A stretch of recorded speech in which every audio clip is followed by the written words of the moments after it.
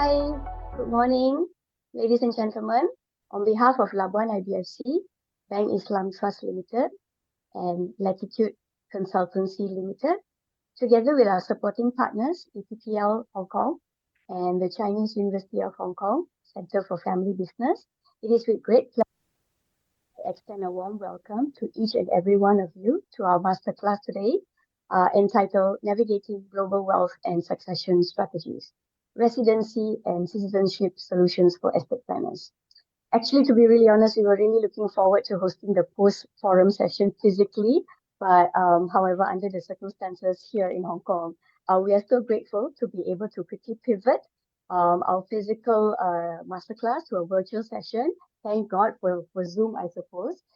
So we thank all of you for joining us on this very gloomy morning. For those of you who are based here in Hong Kong, I'm sure a lot of us are joining in from our homes or maybe our office space in our homes. So yeah, thank you so much again for joining us.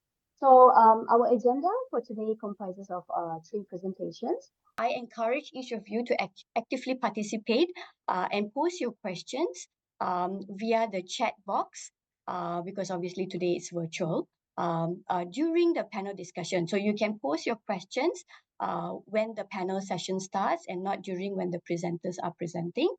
Also similarly, I would also like to inform that there will be consecutive translations from English to Mandarin. So you will see some gap in between when the presenters are presenting.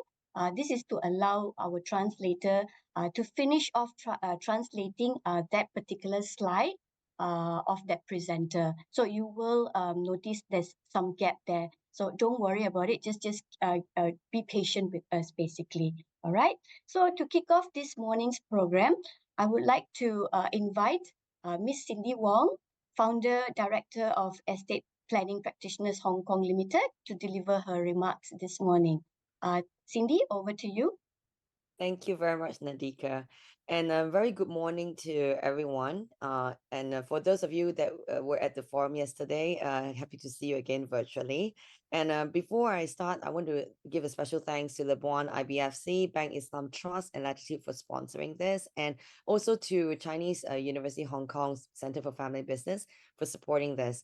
So without further ado, let me just come into the opening remark. I would just take off from yesterday's forum discussion, and there was all the issues facing a global wealth succession, and particularly for Asian clients. And we have seen many times, like jurisdiction, trust setups are the key issues they decide on. And the next very important thing is on the residency solutions. So today, what we are trying to achieve here is to bring all these knowledge, so awareness, create greater awareness on the solutions available, particularly on these two topics, and how, but for the estate planners, that they're able to use the tools available outside to give a more holistic, use a more holistic approach for the customers. And in the following discussions, I'm sure there'll be very exciting case studies that we could learn from. And I'm looking forward to this very fruitful session. And I hope that they will invite this session, just the beginning of even more interactions to come later on. So I will just end my very short opening remark right here and hand it over to the first speaker today. I'll hand it back to Nadika, sorry. And then thank you so much. Yeah. Yeah, thank you, Cindy, for that very quick remarks. So I suppose now we will move on. Next, we will invite our first presenter, which is Serene Liao. She's the head of China Desk and also Deputy Director, Strategic Planning and Investor Relations of Labuan IBFC Inc. She will share with us how Labuan IBFC simplifies and enhances your cross-border business operations. So Serene, over to you. Hi, thank you very much, Nadika. Good morning, everyone, and thank you for joining us today. So I will quickly go into our my sharing with all the audience, and then we will have a interpreter to actually translate the presentations. Key topics or key areas that I would like to share is that who we are, how the centers work, and how the center solutions can actually be part of the wealth management solutions for the clients, because I understand the audience mostly are coming from the market practitioners. So Labuan can always be an option for your wealth management solutions to the clients. Okay. Here I have a just a quick one. So some people might say, where is Labuan? So yeah, so obviously Malaysia, everybody know. So Labuan is located at the east of Malaysia. So you travel from KL, Kuala Lumpur, there will be a 2-hour flight, but there is also a flight or connecting flight that you can fly to Kota Kinabalu and fly into Labuan. So which is in 20 to 30 minutes. So this is Labuan. And in Labuan, not only IBFC is the key focus, the other economic drivers that will the key one will be including oil and gas sectors. So even in Labuan, we have the methanol plant that is the I would say one of the biggest one in Southeast Asia. So that is in Labuan. 就是我们刚刚介绍的呢，是咱们的一个大概的一个背景，和这次我们需要给大家了解到的，就是家族遗产这块以及规划，我们的一些解决方案，跨境对于我们的这个高净值的一个业务架构，还有一些创新的解决方案，给大家做一些分享。那我们也希望大家能够了解到我们的位置是在哪里。我们的所在呢是在那个难民岛。难民岛它是在菲律宾海岸的一个附近，就是马来西亚的东面，也是属于马来西亚的联邦领土之一。那这个是一个免税的岛，从吉隆坡到我们的这个场地也非常的方便，也是差不多是刚刚讲到一个航程的距离就是2个小时，所以是非常便捷的一个位置所在。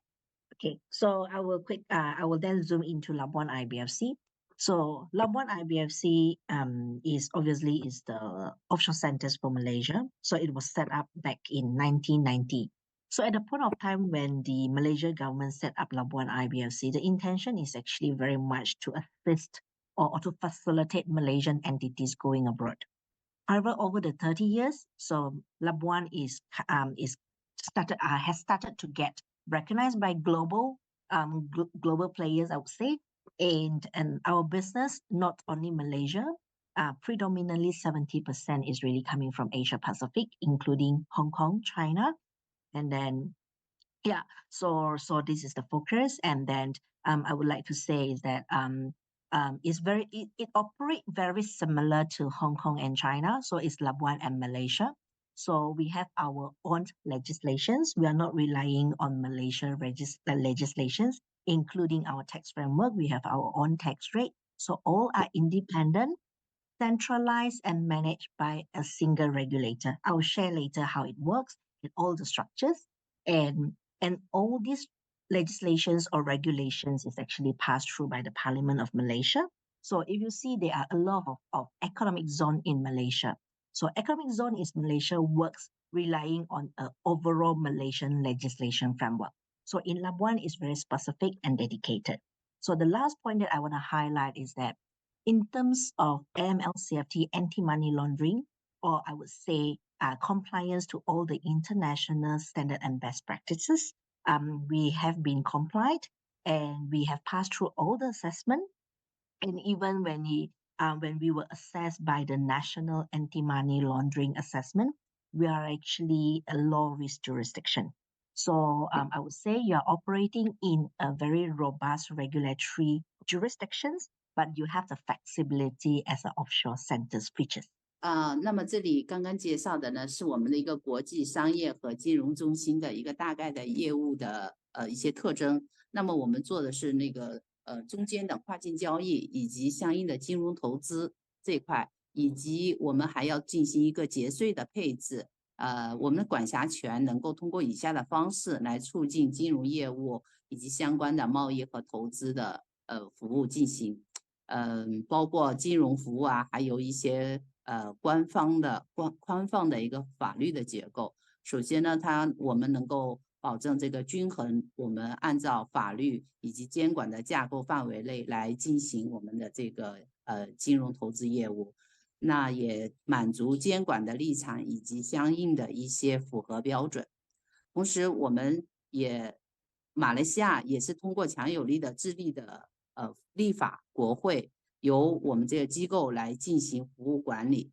所以在管理局，我们下属的一些法定机构，我们可以进行一些很好的资产配置和金融管理。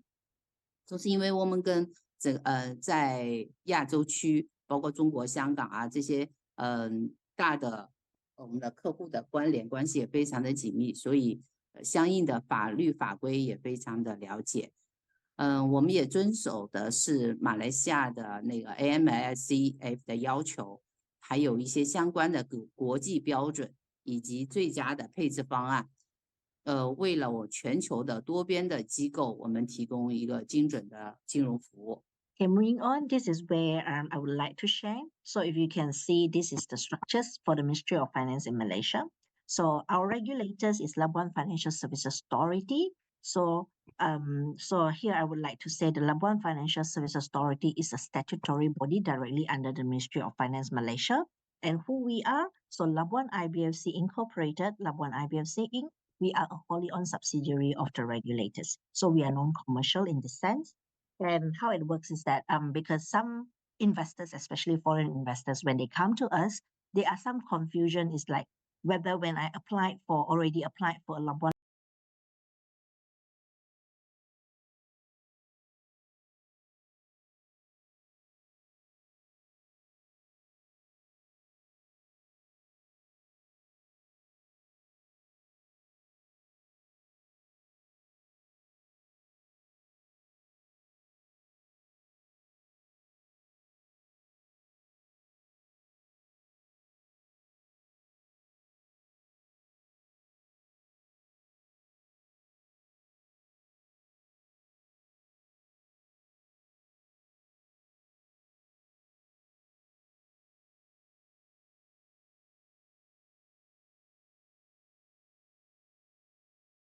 发展的一个国际中心，以及中央监管机构进行监管和执行，以及制定国家目标和政策的以及优先事项的解决方案的一个管理局。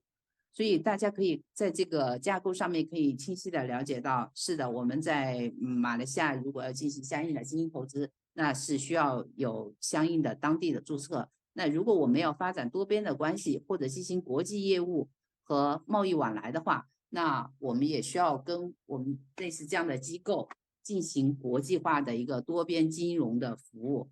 所以我们可以给大家这样的一个参考和信心的一个保证。So this is where I touched on earlier on. So Labuan FSA, our regulators, is part of the globally recognized memberships, industry associations members. So you can see here, so it's recognized and we are complying with the international standards. So there is no questions like, because if you look at a lot of offshore jurisdictions or offshore standards, so question will be whether you are complying with international standards, which is a key for now. And if you're not complying, you might have problem in terms of opening of bank account, all kind of operational challenge. But I would say yes, we still have some form of challenge, but that is minimum. And because of the recognitions that we are being recognized globally.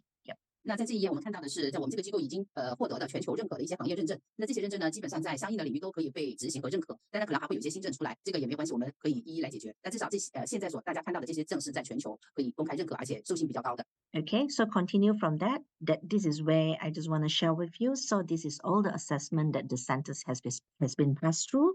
So you can see from IMF point of view, we have a very strong legal and regulatory framework. So in terms of the high net worth, I think they will have some concern whether in terms of confidentiality or whether the regulatory is robust enough to protect their assets, all that. So no worries, because we have passed through the assessment. Is a strong and we have a strong regulatory framework. So in terms of anti-money laundering, we are a very low risk jurisdictions. So when it comes to OECD compliance, it's a largely compliance here, even though there is exchange of information. So I think similar to other centers. So Labuan also don't entertain kind of like fishy expeditions, but we go through a proper channel requesting for information. So this is all doing it formally and properly. And harmful tax practices, we also being assessed and we are not harmful. 在这里我们了解到的呢，就是咱们作为一个金融中心的监管良好以及信誉背景这样的一个自信。那这样子的话，能够保证我们可以为全球的业务提供一个高净值以及非常保险的这样的一个金融服务。大家会关注到我们那个现金的一个合法性的管理啊，这些我们现在在这里看到的这4个特征就能够一一展示出来，以及还有低风险一个司法管线，还有一个就是我们在税收这一块的一个适应性。那么再就是它是合规合法的一个金融体系。Okay, so quickly go through this. So these are the sets of legislations that governs the business in Labuan. So this is where we said earlier on is independent, dedicated for Labuan business activities. So all of these will be administered by our centralized regulator, Labuan Financial Services Authority. Yeah, and all these is actually compliant to these international standards and best practices. 在这里我们看到的呢，就是一套全面的立法啊。我们在刑事互助，还有事务法，2002年的那个事务法，还有马来西亚的反贪污委员会的法案，以及国家反金融犯罪，以及中央法案那个国家金融外汇管理通知，以及相应的金融服务的修订法，另外的话就是单局法里面所规定的一些现行的金融制度。这是我们都必须要进行要遵从的，所以这给大家展示看到的，也就是说我们一定要做到我们的金融服务是合规合法，是有法可依的。So now we come to the set of solutions that we offered via the centers. So very much into wealth management and estate planning. I would say the most relevant one if we look at the wealth management. So we have solutions for trust, foundations, and family office. I will not go into details because I think later on we will have the discussions and my colleague will also discuss about the Labuan solutions from Bank Islam. So, but just to highlight that foundation is a very unique structures in Labuan. So even if you look at other offshore centers in Asia, only Labuan offer foundations. So foundations is a legal entity as compared to a trust. Trust is obviously is a legal relationship, and foundation is a legal entity where you can be sued, and you can sued and be sued. So our experience is that when we work with these Chinese clients or Chinese intermediaries, we found it is a lot more easier to share the concept of foundations because that is easier because foundations was earlier adopted from several countries. So in such environment, that will be easier to be appreciated and how the structures work. So this is what I want to highlight. And on top of that, when a high net worth family or family office, when they need some form of protections to their assets, so we offer very matured insurance solutions. So in fact, insurance is the biggest industry in Labuan IBFC, and there is a very specific one that I want to highlight is captive insurance. So for an example, if you have a business, a very unique kind of business, or there is a very I would say the assets we will need insurance protection that you hardly get commercially, or there are some form of risk that you don't have an insurance capacity globally. Captive will be a very suitable solutions for you. This is where you can set up your own insurance company via captive. Insured is a self-insurance vehicle. After that, subsequently, you can reinsure the risk to the global market. So when you go to the global market, they recognize captive as an insurance entity, and hence you can reinsure the risk. So I believe in Labuan IBFC, with the structures of captive insurance plus the wealth management solutions, where we talk about trust, foundations, or family office, that will become a more holistic solutions for a private client. 大家在这一页的话呢，我们不会太多的去展开它，但是有几个关键的点，我们希望大家能够有一个感性的认识和理性的一个认知，就是我们是以那个传统和数字化的这样的一个服务的方式来提供完整的、必有创新的这样的一个解决方案的一个生态系统。所以现在展示到的就是一个整体的一个金融服务的一个生态系统。那我们在跟我们中方的一些伙伴们来交流的时候，我们会展开的更细致一点，也就是说会有一些定制化的一些服务。但整体来看的话呢，我们可以看到这几块，一个是企业关于金融和贸易方面的，然后在第二块呢，就是我们在银行业务的这块的一些配套相应的服务和咨询，以及投资取向方面的一些这样的一个金融服务。那么刚刚特别有解释到我们的这个保险这一块的一个业务，那我们也会有一些非常有特征的、有创意的、有创新方案、创新思路的这样的一些保险金融服务，比如再保险呐，还有保险经纪啊，以及我们的一些专属的自保的保险，还有我们所以承保的一些保险经理的服务制度，以及相应对我们的一些公司它的投资行为来看的话，我们也可以成立一个专门的一个保险机构来对于我们的投资行为进行一定的金融配套服务。所以有很多定制化的一些解决方案，希望在线下也好，还有在我们讨论环节，我们也可以来给大家做更多的一些解释说明，尤其是对我们中方的一些伙伴们可以了解的更多一点，包括信托公司怎样去成立，以及怎样从事这些商业银行的正常的活动，这些我们希望在更多的一些交流的时候，我们一一来展开，来进行更好的一个诠释。So I will not touch on this slide because I have recapped earlier on. So how the trust and foundation, what is the difference? So basically trust is a legal relations and foundations is a legal entity. So I've touched on this earlier on.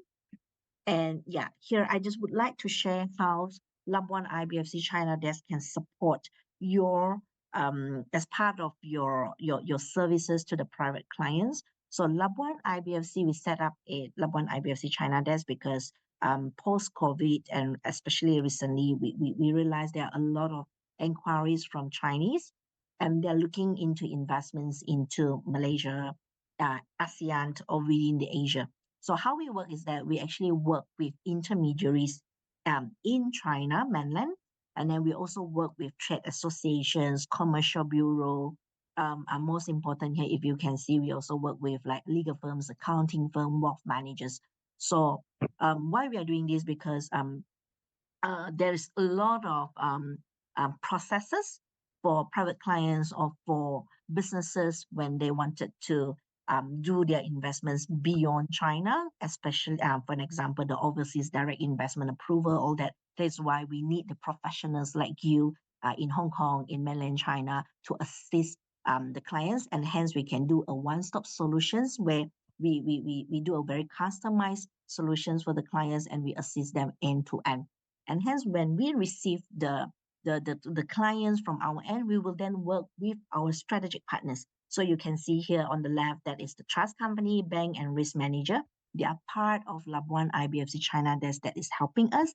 And in fact, today we have Bank Islam. They are also our strategic partners. So they will support us in terms of the trust, setup, foundations, establishment, banking support. So that is where we work together with the industry player, and this is how we did.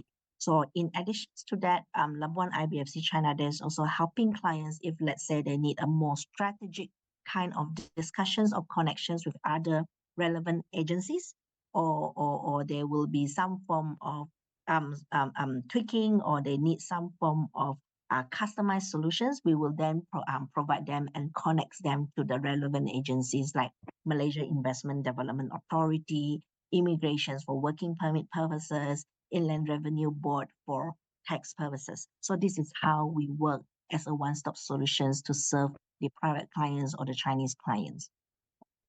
好的，我们刚刚有一页呢是很快的过了，但是那一个大概的是讲到的我们的一个合法性哈，这个我们还会展开的，所以只是大家知道我们做这个金融机构特别强调的是合法合规。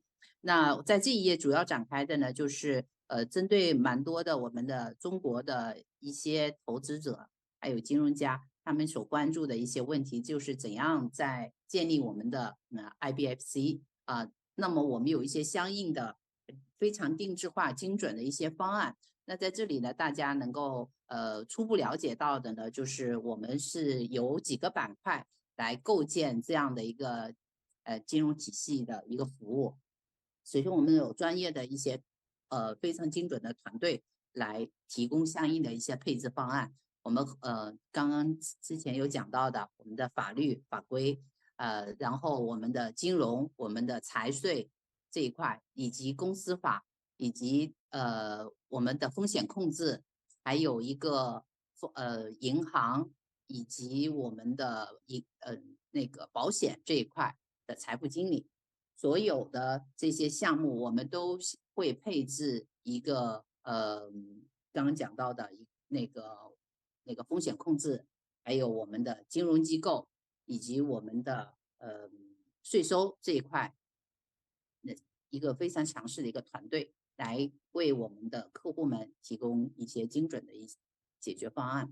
所有的这些中方相应碰到的问题，我们都有考虑过。也就是我们在做这样的一些金融体系的时候，是以国家的一些特征为现状的，并且我们融合了国际化的一些解决的事项。所以呢，希望我们在线下或者之后的一些交流，我们能够为中方的一些投资者伙伴们提供相应的一些必须的支持，包括移民啊，包括我们的投资、金融，还有贸易往来等等方面，我们会匹配相应的团队以及相应的资源来辅助大家的这样的一个金融需求。Okay, please.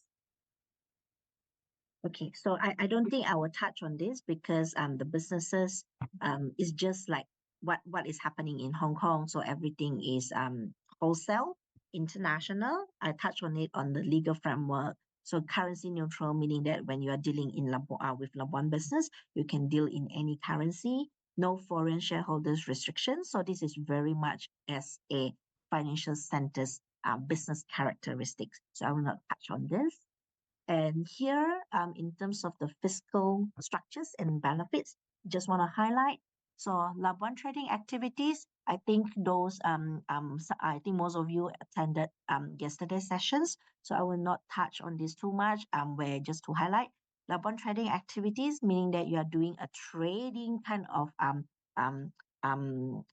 elements, including banking, business, capital markets, all that is considered as trading, will be taxed at 3% of net audited profits.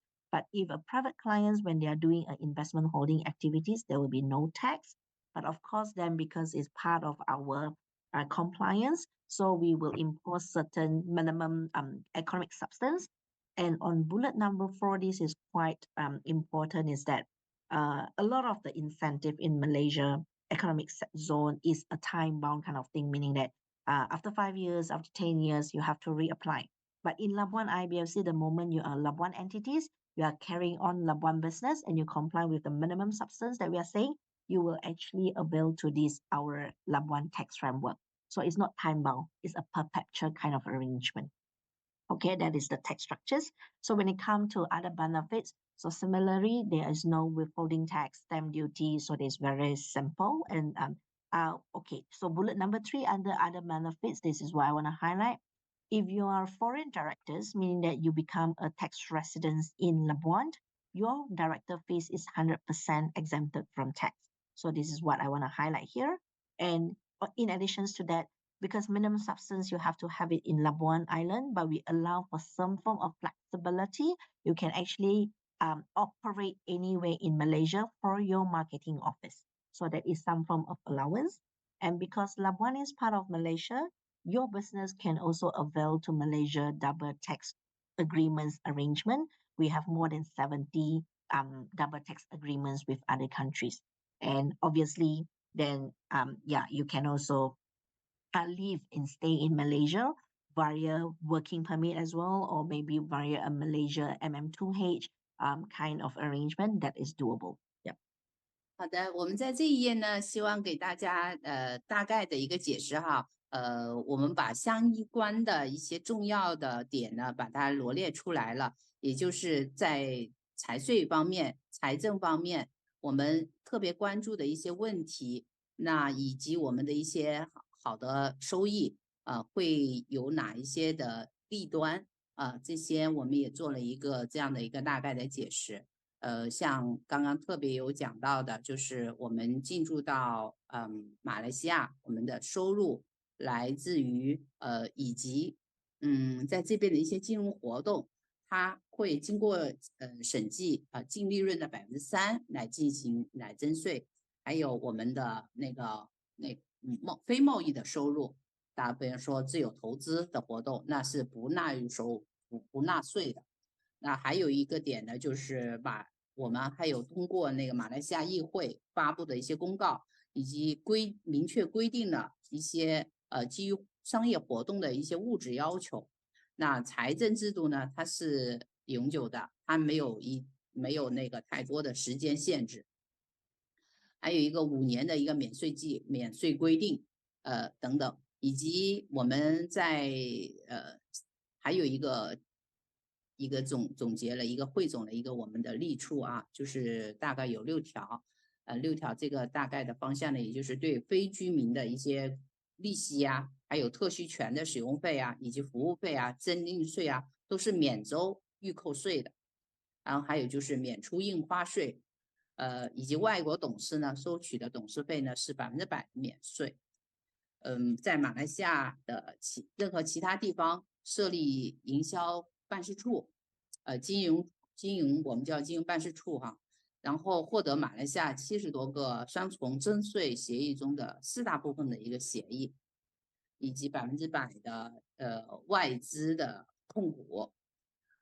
那在这方面呢，就是可以在马来西亚很好安如的生活，等等这些呢，希望大家如果有时间的话，也可以我们再进行私下的一些了解和更多的解释。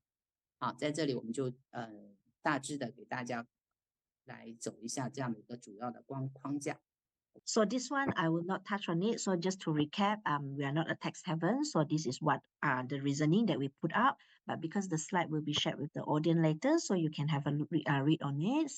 And yeah, so this is the last slide. Just to recap, why Labuan IBFC can be part of your solutions, and how Labuan IBFC. I mean, basically just to recap and summarize, why choosing Labuan IBFC as part of your solutions for your private clients. 我们最后这一页就是给大家做了一个汇总，了解一下我们机构的特征为什么可以选择、可以推荐作为您的一个金融合作的一个伙伴。也是期望大家在会后再有更多的一些交流，也通过我们这个一个课件的分享，可能还会有一些更好的点，然后给到大家随后可以消化了解的更加透彻一点。好的，谢谢大家。Thank you, Serene, for that insightful presentation. So next, we will move on to the next presenter. So may I invite Mas Dayana Mat Setamam, Chief Executive Officer of Bank Islam Trust Company, Bank Islam Trust Limited, to share with us the wealth and succession strategies via Labuan IBFC and the banking solutions. So, Mas, over to you. Okay, thank you, Ms. Nadika. Hello and good morning, ladies and gentlemen, esteemed guests. Welcome to Hong Kong via Zoom. Without further ado, let's begin this presentation by understanding our group structure. Okay, Bank Islam Malaysia Berhad has been the largest standalone Islamic bank in Malaysia since its establishment in 1983 as Malaysia's first Islamic bank. It's publicly listed on the main market of Bursa Malaysia, operating strictly based on Sharia principles. So our customer portfolio includes individuals from diverse backgrounds, including both Muslim and non-Muslim customers. This means that Bank Islam caters to all types of customers, regardless of their religion. Bank Islam Malaysia Berhad's shareholder is a government-linked company, ensuring stability and trust in all our business transactions. Under the Bank Islam Group, as you can see, our sister companies also can offer, for example, asset management, security services for our customers. Okay, so Bank Islam Trust are a wholly owned subsidiary of Bank Islam and fully owned BIMB Offshore Company Management Services in Berhad. We have been pioneers as the only Islamic trust company in Labuan for over 20 years. Since last year, we have been aggressively promoting and marketing Labuan IBC products and services, both locally and internationally, including being a strategic partner with Labuan IBC China Desk. 刚刚给我们介绍的呢，就是我们这个作为银行机构的一些特点。那我们伊斯兰的银行，我们这家银行呢是叫伊斯兰银行马来西亚有限公司，我们也有全资的那个信托有限公司，以及全资的税收框架管理公司，还有我们的商业投资公司、财税管理公司，这些都是我们的一个全资的一个分公司。那我们的股东呢，大家可以在这个页面上也可以看到啊，有4家来组成的，有我们的都是在我们的金融领域卓有成效的，占股的比分是在这个架构上面可以看得非常清晰。我们在这里主要介绍的呢，就是我们作为伊斯兰那个银行管理公司，能够给到大家的一些解决方案，以及非常精准的匹配的一些财富管理的服务。So, Bank Islam Trust holds a trust company license from Labuan FSA, and we offer a wide range of products and services to cater to diverse needs of our clients. These include the formation, registration, and administration of Labuan entities, such as Labuan companies, investment and trading, wealth management product, for example, Labuan Foundation and Labuan Trust, and Labuan business license applications for various financial services, for example, banking, captive takaful, commodity, trading, leasing, fund management, digital asset, and we also offer other products and services listed by Labuan FSA. As an agent for incorporating or registering Labuan entities, Bank Islam Trust plays a crucial role in facilitating the setup of business in Labuan. So web management and corporate secretary services are also key offerings, helping clients manage their assets and comply with corporate governance requirements. 那么在这里呢，我们希望大家能够了解到的我们银行的一个背景呢，就是之前也介绍过了，咱们是第一家的伊斯兰银行，也是在那个证券交易所主板上市，是第一家公开上市的这个伊斯兰银行。我们在全国呢有135家机构分行，以及900多个自助服务的终端，还有我们主要的是给银行和金融机构提供解决方案，符合伊斯兰教的法规规则以及相应的一些管理制度。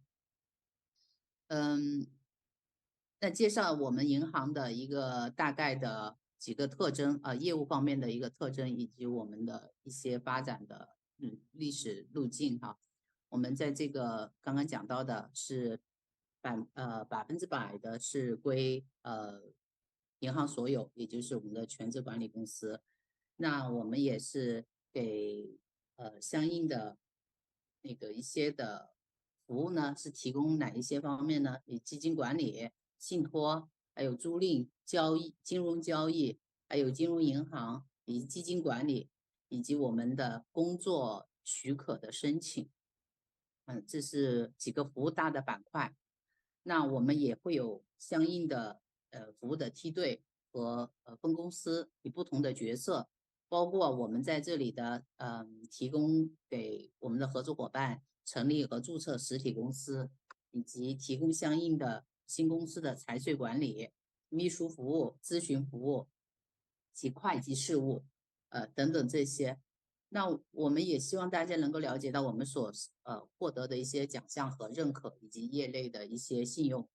这就是包括我们伊斯兰资产管理公司在马来西亚2024年的一个剑桥伊斯兰基金，那么我们获得了这样的一个奖项，以及21世纪亚太地区企业家诺贝尔奖项，还有2024年的一些获奖的记录，种种这些呢，是希望大家对咱们银行有信心，然后我们也是非常有历史的一家银行。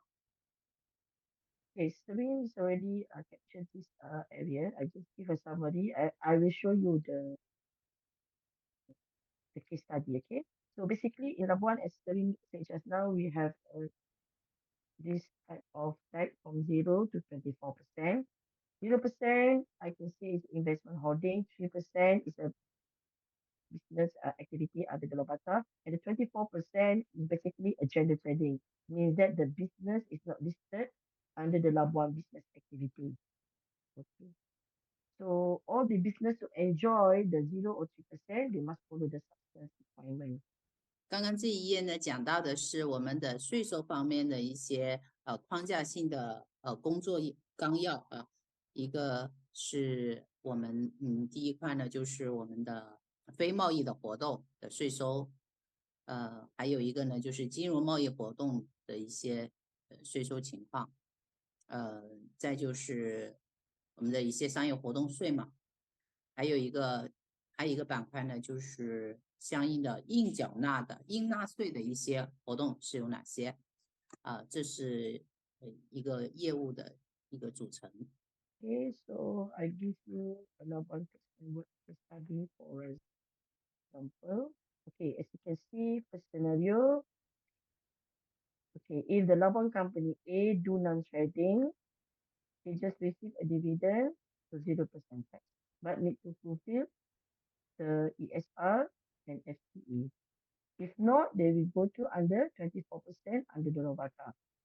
Okay, for the third scenario, as you can see, this company B is actually do non-trading, pure equity, and also non-pure equity holding.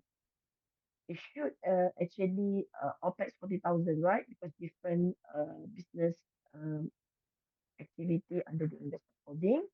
However, under the economic assistance requirement, this company only needs to spend for OPEX RM 20,000 ringgit, one FTE, and have a control and management in Labuan.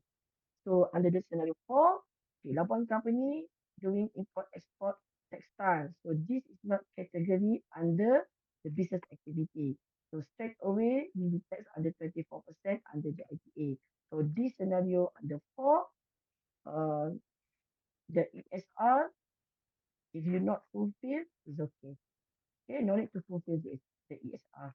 那么在这里呢，给大家解释的呢，就是我们的一些场景啊，工作的业务的一些场景，我们有针对非贸易类的，非交易类的，就是纯股权的一些控股的公司，还有一些是有四个场景嘛，可以看得到，不同的场景下面会有一些配置不同的一些服务的方案，以及财税的一些政策以及惯例。还有一块呢，就是像刚刚讲到的，特别讲到是第二块，那投资银行也牵涉到的一些交易活动以及授权的一些实体投资实体。那在第三块，应该是第四块这边讲到的呢，是可以给大家理解的是，一些纺织品进出口这块会有一些什么样的业务活动，就是打比，这些都是一个举例说明的一些场景，能够做到的，能够通过银行来做到的一些金融服务往来。这是给大家做一些解释。I will explain to you about Labuan company. This is the basic setup when the clients or customers come to us, either to do extension or is a part of structure of Labuan Foundation. I will explain this for the Labuan Foundation. Okay. So what is a Labuan company? A A Labuan company is a company incorporated or registered under the Labuan Companies Act 1990. Resident and non-resident of Malaysia are allowed to establish Labuan companies. Companies incorporated under this act and which meet certain conditions, including substance requirement, would be taxed at preferential rates. So foreigner ownership is allowed 100%. So basically, this is the 5 standard requirement. You just need USD 1 for share capital, 1 director, 1 shareholder, 1 secretary. You can choose us as a bank sum trust and 1 registered office. So the shareholder and the director can be the same person. Usually it takes 48 hours by Labuan FSA to give you the certification of incorporation. But for us, we need around 5 days because we must do a due diligence before we submit the application to Labuan FSA. 在这里呢，给大家能够分享到的呢，是我们作为一个银行机构会给到的常常会涉及到的一些问题啊。就打个比方，是有几个方面，是我们的股份有限公司、担保公司、以及一些无限管理公司啊，这是一个经营主体来有这样的一些金融业务的一些需求。还有呢，会有涉及到一些是否我们能够拥有完全拥有当地的公司的一个控股权，那是需要马来西亚的国内公司吗？怎样子来进行注册？怎样子来进行相应的一个远程的一个操作？这些都是会被问询到的一些问题，如何开展业务，以及怎样获得当地的一些许可。还有一些场景的话呢，就是作为居民以及非居民的话，我们怎样子能够获得在马来西亚能够成立这样相应的一个金融管理公司？那100%的能否是就是外国人能够进行持有，能够来进行投资？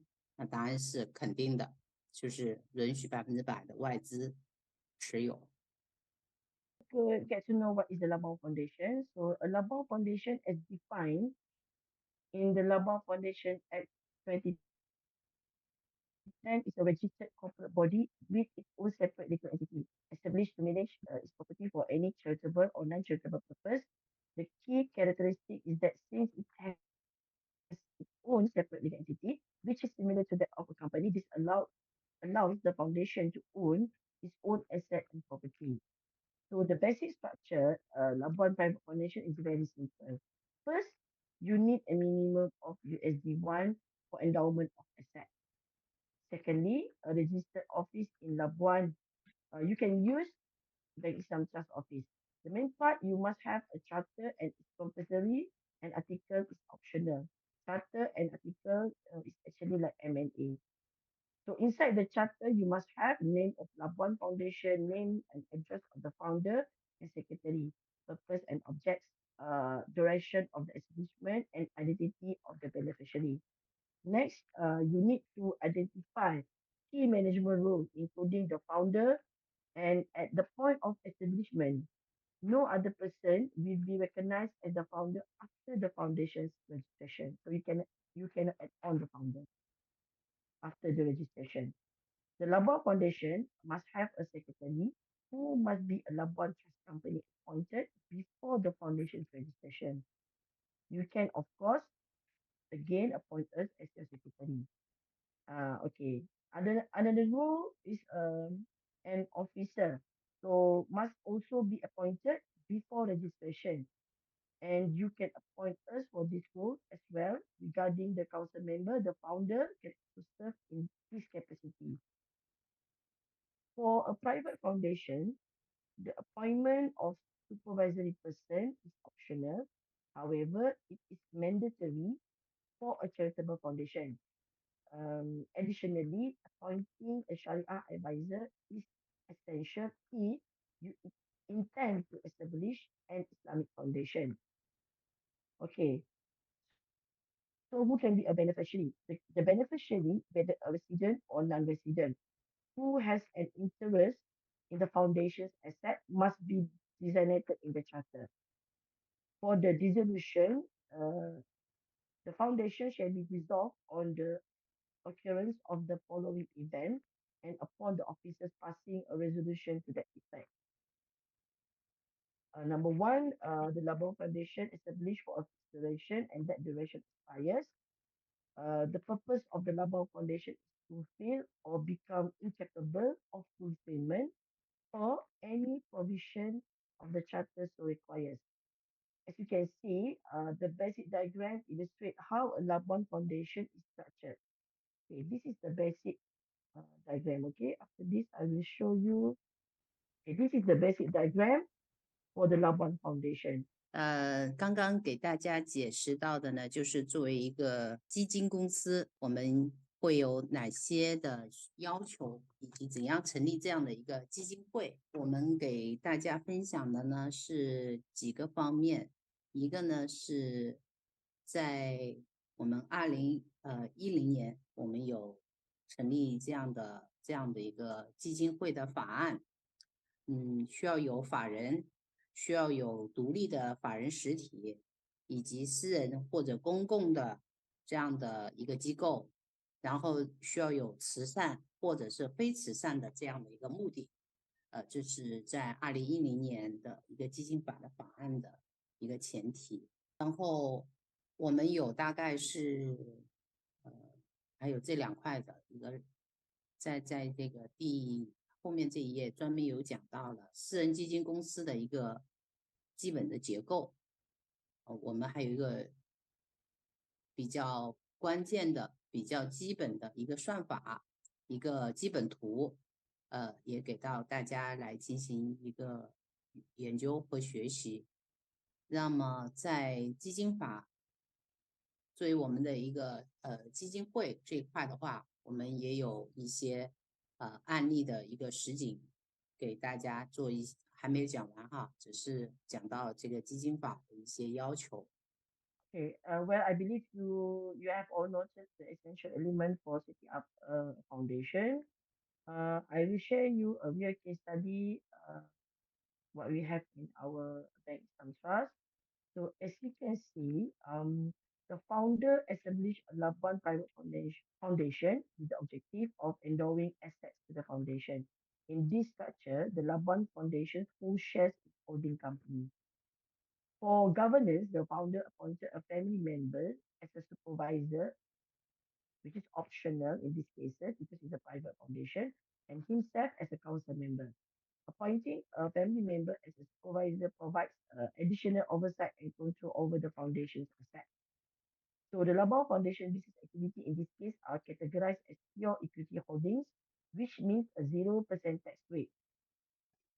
The economic substance rules only require management and control and annual OPEX of RM 20,000 ringgit. Just to share, the founder of this foundation is one of the beneficiaries. So during the COVID-19, the business wasn't performing well, so he needed to liquidate some assets to revive it. Normally, it's not advisable to withdraw endowed assets because the purpose is to secure and manage them for legacy.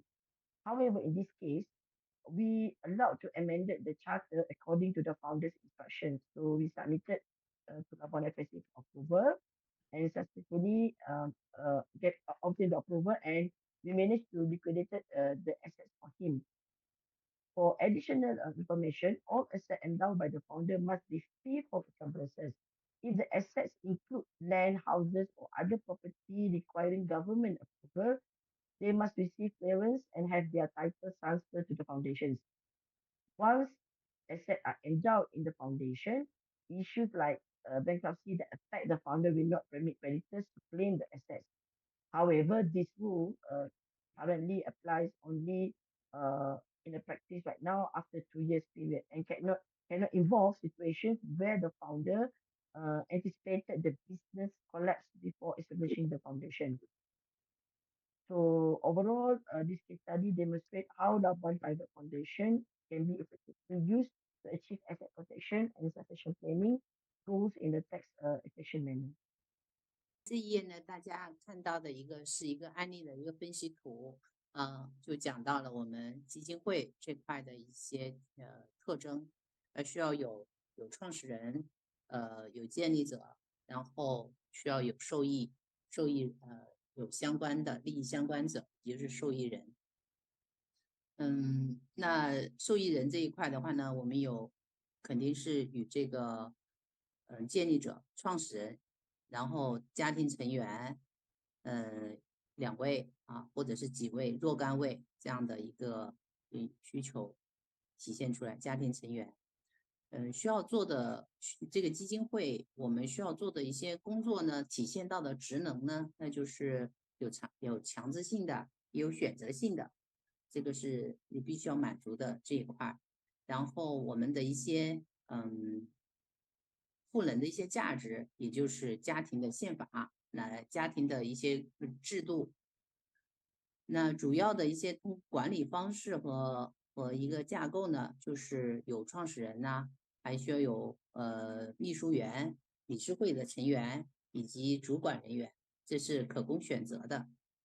这个主要是做了一个这样的一个案例的分析就是作为基金会管理会牵涉到，然后需要关注的哪些点，需要有怎样的一些配置，然后会进行哪方面的一些输出和管理，包括我们的物业投资，国内和国外的一些金融活动，这些都是可以来进行我们的一个利益分配和管理的。This one is a second structure, include Labuan company act as a family office. So basically, it's almost the same as case study one, but this one we have a added value. The operation we use Labuan company, and the for succession planning, all the shares endowed to the Labuan Foundation. And for this case study, they also added family constitution as added value for this structure. So to those family who really high net worth, they want to have a family values and vision, uh, governance structure, or the philosophy and social responsibility, so they can elaborate under the family constitution. But we only submit the requirement by Labuan FSA charter. So family constitution usually we just keep in our office. 那这是第二个案例分析就是不同的这样的公司背景来怎样子或主体怎样子来进行这样成立这样基金公司。那这是我们给到的一个案例，给到大家做一个参考。也是一样的，有发起人，有创始人，也有不同的家庭成员，有几个或者是作为公司，作为家庭成员来讲，我们可以成立那个家族的办公室。家族办公室里面有哪一些金融目的、金融活动，包括地产投资，包括那个贸易投资以及运营公司，这是展现的一个那个第二个场景，也就是第二种基金公司的这样的一个情况。And for if you a Muslim and want to set up Labuan Islamic Foundation, you must add on one more key management, which is Syariah advisor. The rest will be the same. Okay, now I just give brief about Labuan Charitable Foundation. We have Labuan Charitable Foundation. You must have clear charitable purpose. You can see we have 10, but this is in the guideline of Labuan FSA. If not, we need to table to the Labuan FSA for approval. So for the information memorandum, for the tax purposes, you need to submit together with the charter analytical. Okay, we must have a general operating plan, how we manage this charitable foundation, our strategy of the foundation, especially Labuan FSA need to know in and out because you solicit money from the public. For the council member, you must have 3. Supervisory person, you must have 1. And if Islamic, of course, you must appoint from the list of approval by Labuan FSA. Okay, all this must be and proper percent. For the endowment, still the same as the private, only USD $1. 那给大家这里分享到的呢，就是需要有一些那个指引啊，就是我们需要注意的一些事项，也就是确定我们是否符合下面的一些要求。包括我们的创始人啊这一块儿，就是他有一些严格的一些标准，是否没有任何的民事还有一些案件不涉及到犯罪的记录啊，然后担任那个职位的一些资格和经验，以及对相应的一个业务有充分的了解。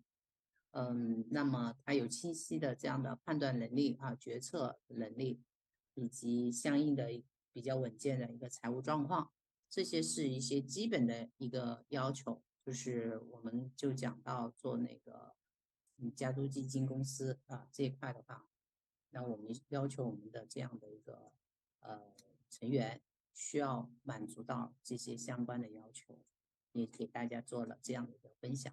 我们这页讲到的是那个慈善管理公司、慈善基金会这样的一个要求和那个业务架构。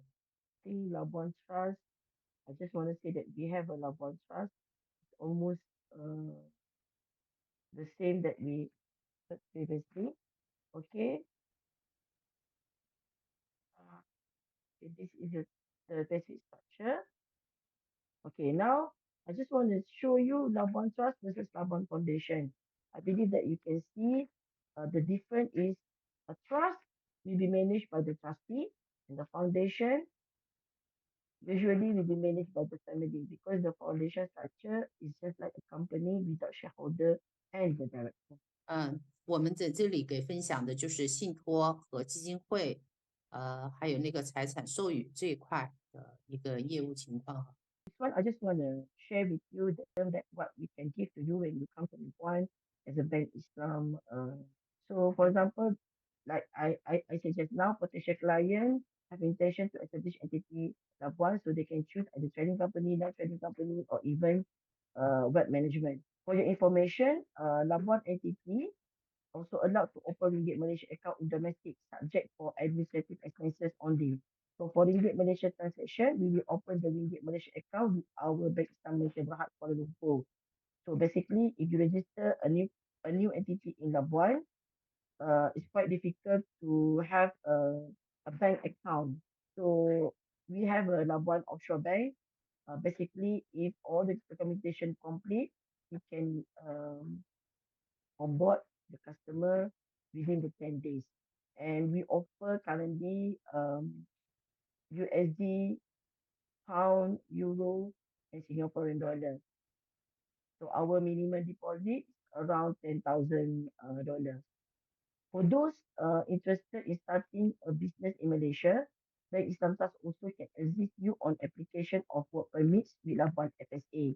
So I can, for your information, currently Malaysia Immigration only encourage trust company to apply work permit under trading activity through Labuan FSA. Means that all the investment holding company, if they still want to apply work permit, it is case-to-case basis and must have strong justification to Labuan FSA and immigration. That's why the customer must tell us early if they require to apply work permit, because we want to understand the business due to if they want to open a Ringgit Malaysia account, they need to have a work permit in Labuan, or they need to apply for MM2H. And for the MM2H, the process it will take longer time and must fulfill a lot of requirements.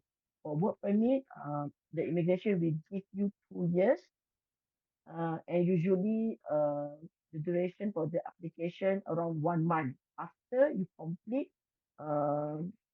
Labuan Company Incorporation or the web management.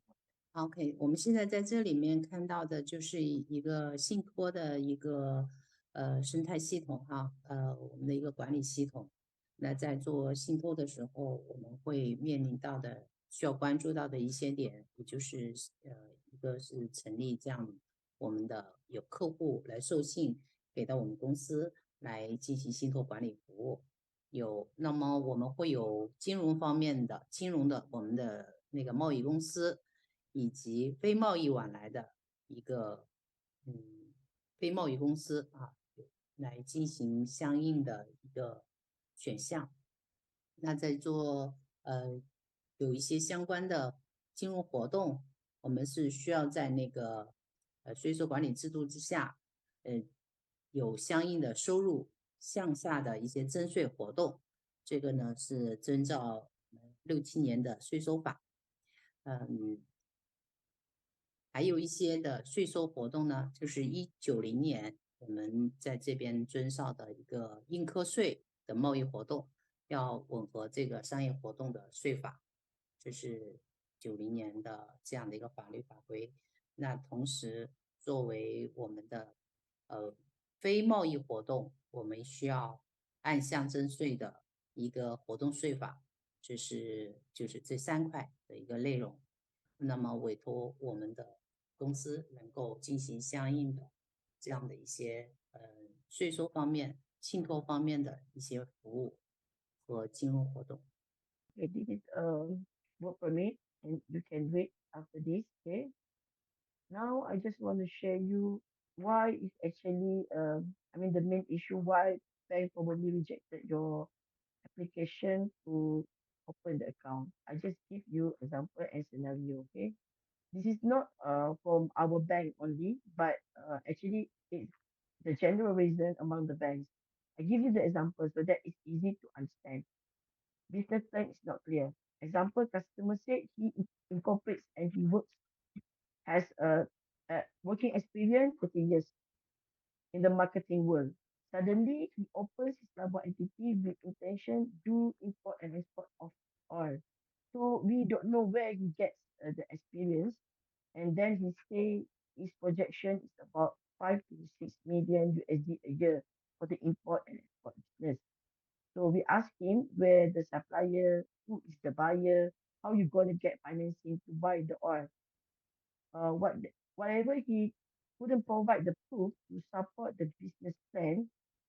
So this is normally why banks reject, because there's no clear proof that he can sustain the business or he will be doing the business in a good manner. For your information, this kind of company business structure don't register with us because we need all the information before we register or establish the Labuan entity with us. Otherwise, we have to tell the customer, I'm sorry, we cannot register the company or the company and open the bank account. For sanction list, of course, some companies they didn't disclose to us fully their counterparties that is required during onboarding. But suddenly, when the money comes in, it comes from an entity of Russia in Kazakhstan. And we cannot accept this structure due to the correspondent banking, we stop the payment coming to Malaysia. If there's an entity linked to Russia, so the money hang in correspondent banking. So these are the important things that we need to know from customers. And we ask customers before we onboard. And we want them to share with us. Otherwise, there will be a big issues for this kind of business structure.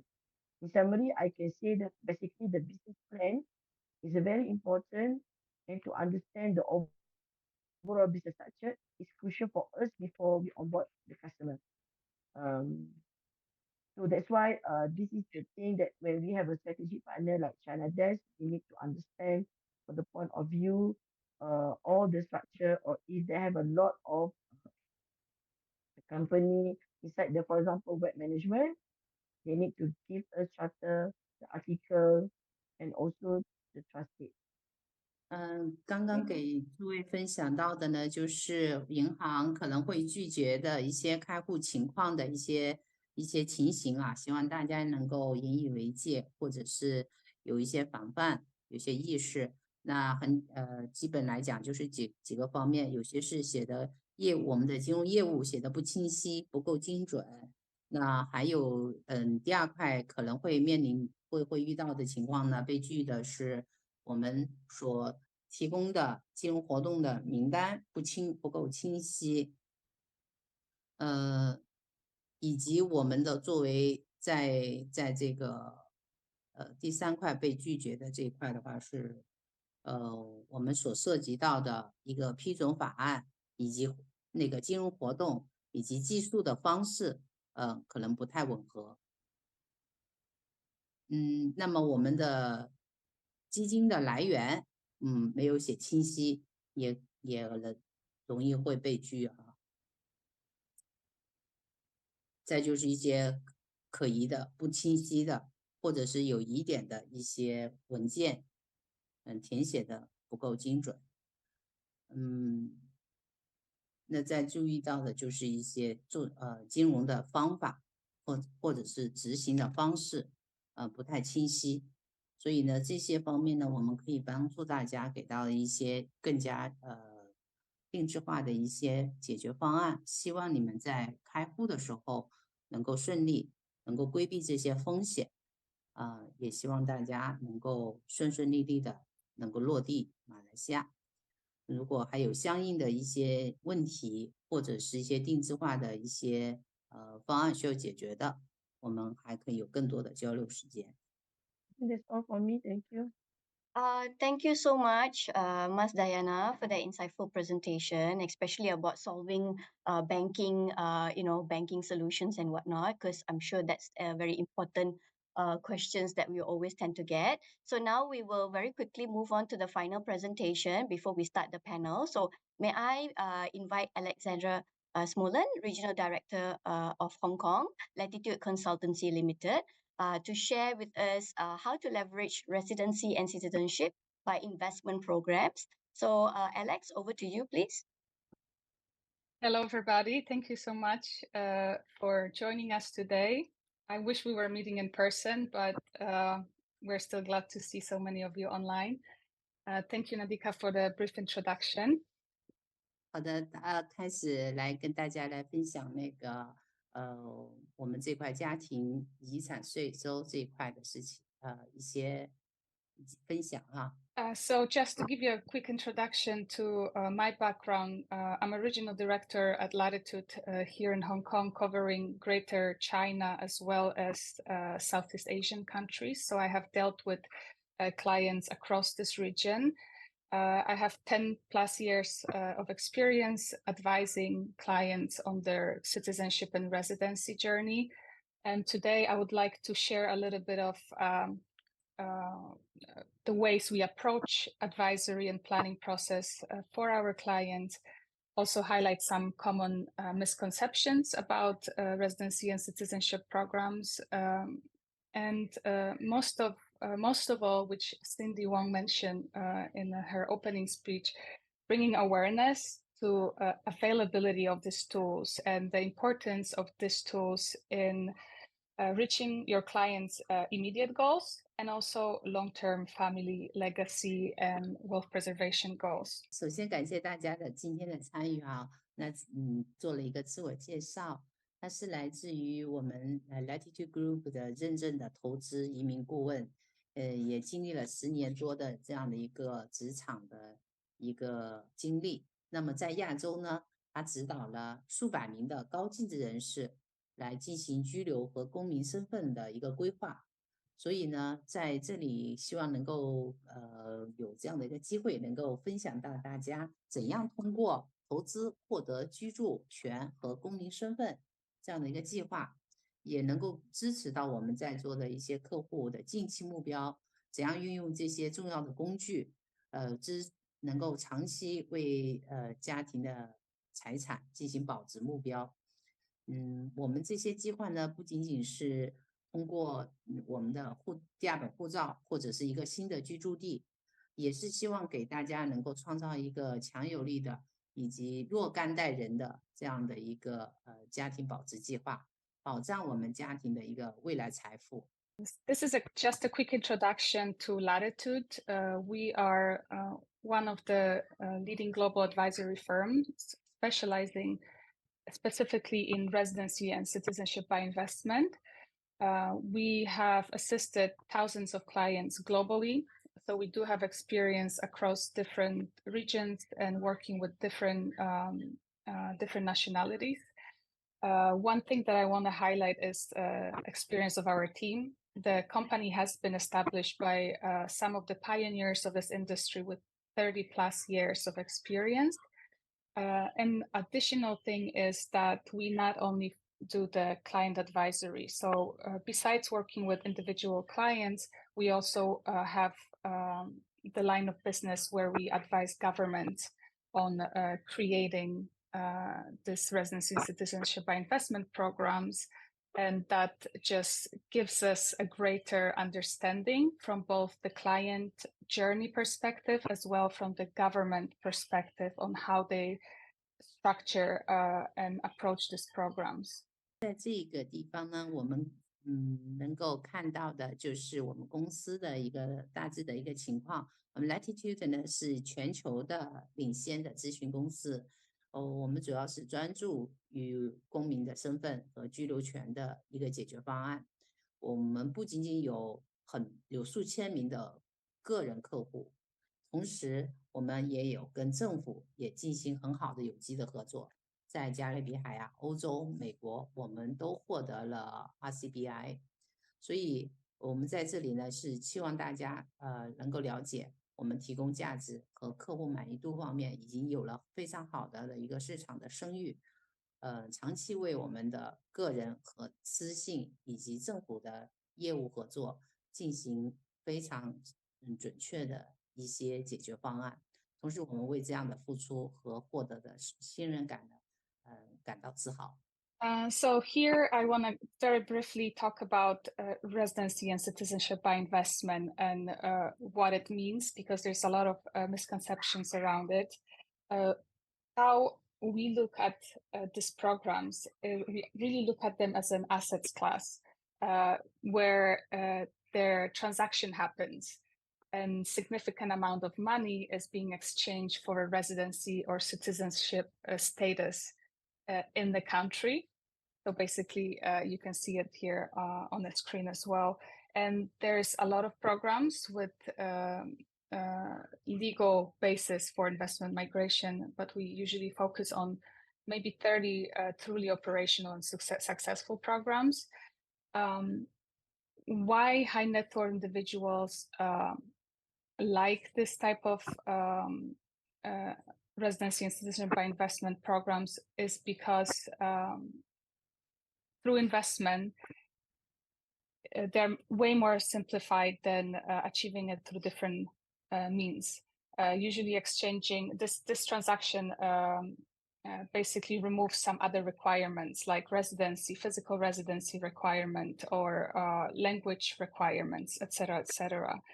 And although it's the name says investment and migration, what a lot of clients need to understand that very often it's not really a standard and traditional investment. Very often, as you can see on the bottom of the screen, it's a donation or it's a charity donation or government donation. Sometimes those are non-interest bearing bonds. So obviously, from our perspective, we're trying to select the way and the product that it's the safest, at least in preservation of the capital invested. But in many cases, the only return that you're getting from your investment is that legal status in a country. 也给大家分享到的一个投资移民这块的一些特征哈，它是允许个人来通过进入到一个国家进行重大的投资，获得了居住权和公民的身份。那么在全球基本上有70多个国家来提供这块的一个居留途径，实现我们的财政的一些贡献和一些解决方案。那么选择了这些的配置方案来讲，选择的范围和产品很多。那我们呢，尽可能的给大家缩小到最佳的选择，就是精准匹配。我们制定的这些计划里面呢，有一系列的一些投资的选择，从那个政府的捐赠到房地产的收购，还有资本转移以及企业初创等等，每一项呢都能够提供永久居留权以及公民身份的这样的一些途径，获得我们那个受信人的重大的一个财务的实现。所以这个市场我们要了解到，它是一个存量有214亿的一个美元的市场。每年有23%的一个增长的速度。所以希望大家引以关注啊，也就是了解一下临时和永久居民权公分之间的区别，以及怎样做出明确的决定、匹配的方案。所以这是希望大家能够通过我的这个分享里面得到的一些关键的一些信息吧。This one, I'm just gonna some of the slides because I have quite a few slides in this presentation, which we're gonna share with all of you to study. I'm gonna just run quickly through some of them due to time restrictions. But this is a very interesting slide where you can see that how citizenship and residency planning really plays into the comprehensive financial planning process for high net worth individuals. And you can see that we have, estate planning in there, we have tax planning, we have education planning. So it truly covers all areas of family life and legacy planning. And I think it's important for specialists in this fields to work together to come up with the plan that fits everyone's needs. 我们不会展开太多，因为我们的信息量很大。那在这个 PPT 可以给到大家的是呢，会快速的过一些关键的一些点。从这里呢可以看到的是，我们做的这个居留权以及身份的配置的时候呢，我们已经考虑到了，我们委托人他需要了解，可能会涉及的若干个方面，包括我们的保险啊，我们的地产的投资啊，教育情况，以及我们的税收管理还有一些资产配置等等方面，以及还有一个多样化的一个投资，这些我们都考虑了所要涉及的一些点面，所以来实现这样的一个公民身份的这样的一个管理途径这只是给大家做一个这样的概述。And this is, I think, quite crucial concept here because there are some key concepts within the investment migration. And when we approach our client and we consult our clients on their plans, very often they confuse different concepts. As you can see, this is the hierarchy of immigration status. And the highest one will be European Union citizenship. Why? Because it not only allows you to travel freely to multiple countries, it's not a travel document, but it also gives you citizenship rights in multiple states within the European Union and the Schengen area. Right under it was going to be regular citizenship. So, for example, citizenship in the Caribbean countries like St. Kitts and Nevis or Dominica. It's a travel document. It's a very permanent status, but it's a little bit lower than EU citizenship. Then we go into permanent residency visa, and those also are not equal. And as an example, I can give you Malta permanent residency visa and Greece permanent residency visa. Malta is a true permanent document with no conditions attached, while Greece permanent residency, although the name is a little bit confusing here, this permanent residency status is attached to your investment. So if you want to sell your property, exit your investment, you will lose that permanent residency. So it's a conditional permanent residency. And then at the very bottom, you have temporary residency visas and temporary residency visas with travel benefits. And those would be European Union golden visas like Portugal or Spain, where the temporary residency status gives you right to reside long-term within the country. And it also additionally gives you travel visa-free travel within Schengen, within European Union. 我们在这里呢，给大家分析到的就是我们作为移民身份和居住移民都会有一些等级的制度，在不同的国家、不同的区域有不同的一些配置的方案。给大家的做的一个参考和指引。也有作为投资移民来讲，它不仅仅是移民的问题，还要参与到相应的商业、教育和一些个人的投资。那作为免签证的一些国家的进入呢，可能特别是对于那个南美洲这边来讲，它不一定是搬家，它更多的是要去做生意。所以每个国家来讲的话，它对这个身份的认定和那个身份的行动的自由有不同的一个配置方案。也就是对于相对富有的来讲，它我们的行动的自由呢，不仅仅是一种便利，同时也是有一定的地位的象征。所以身份的等级制度这一块也是需要大家有一定的一些了解。那有一些国家，它只是为了实现在全球化的一个迅速的能够旅游，能够出行但是也有可能它只是为了达到这样的一个出行的目的，所以呢，它对这个等级呢就不一定有太多的要求，或者是需要额外付出更多的一个金融方面。所以在这个身份的等级配置方面，我们也会给到大家一些参考，就是在欧盟国家我们怎样实现这样的一个高身份的一个配置。那在有一些相对温和的一些国家，我们怎样子比较容易的通过投入少量的经济或者是地产的投资，获取到这样的一个永久居民签证。还有一些相应的为了旅行我们怎样子实现通过金融管理临时的居住权，或者是相应的只是短期的居住能够实现我们的一个这样的出行计划等等这些解决方案。这也是我们希望能够给大家做一些分享的包括我们讲到的申根签，这些可能大家都比较熟悉了。In this slide, I think what's the most important is bringing awareness to the size and really the demand for migration products.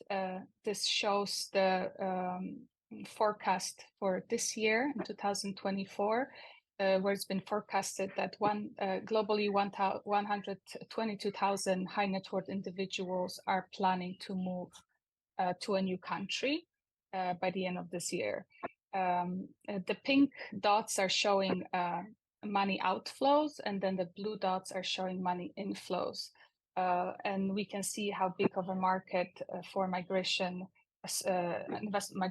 services there is in countries in our region like China, India, Japan, Korea, and Hong Kong. And these people are coming from obviously different motivations, different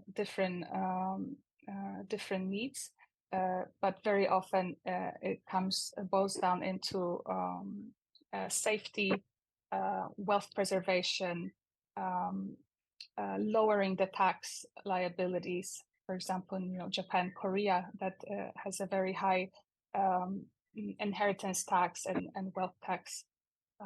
So this is just to show you how big of a market it is, and how also bring that awareness to your clients if they haven't started planning their plan B. And there's a few names on the right side. Those are some tech leaders, very well known, including Elon Musk, Peter Thiel from PayPal, former CEO of Google. They all hold multiple passports. They all hold multiple citizenship. And it only shows, I think it even more shows that if there are people like them, many of them US citizens, getting a second passport, I feel like in our region, it might be even more important to have your plan B in place. 那么在这一页呢是非常有代表性的一个信息希望大家能够受益，也就是给到大家能够了解到最新的一些关于我们的身份申请、移民，还有我们的出行或者是短居这样的一个情况，一些信息指标。那红色的呢，就是代表着我们要有更多的人从本国去到他国的一些情况，所以可以看到我们中国的增长是非常大的。中国、印度、俄罗斯，还有英国以及南非啊。那么在那个深蓝色这个显示的就是进去的这些国别啊，可以看到澳洲、新加坡、中阿联酋这些国家。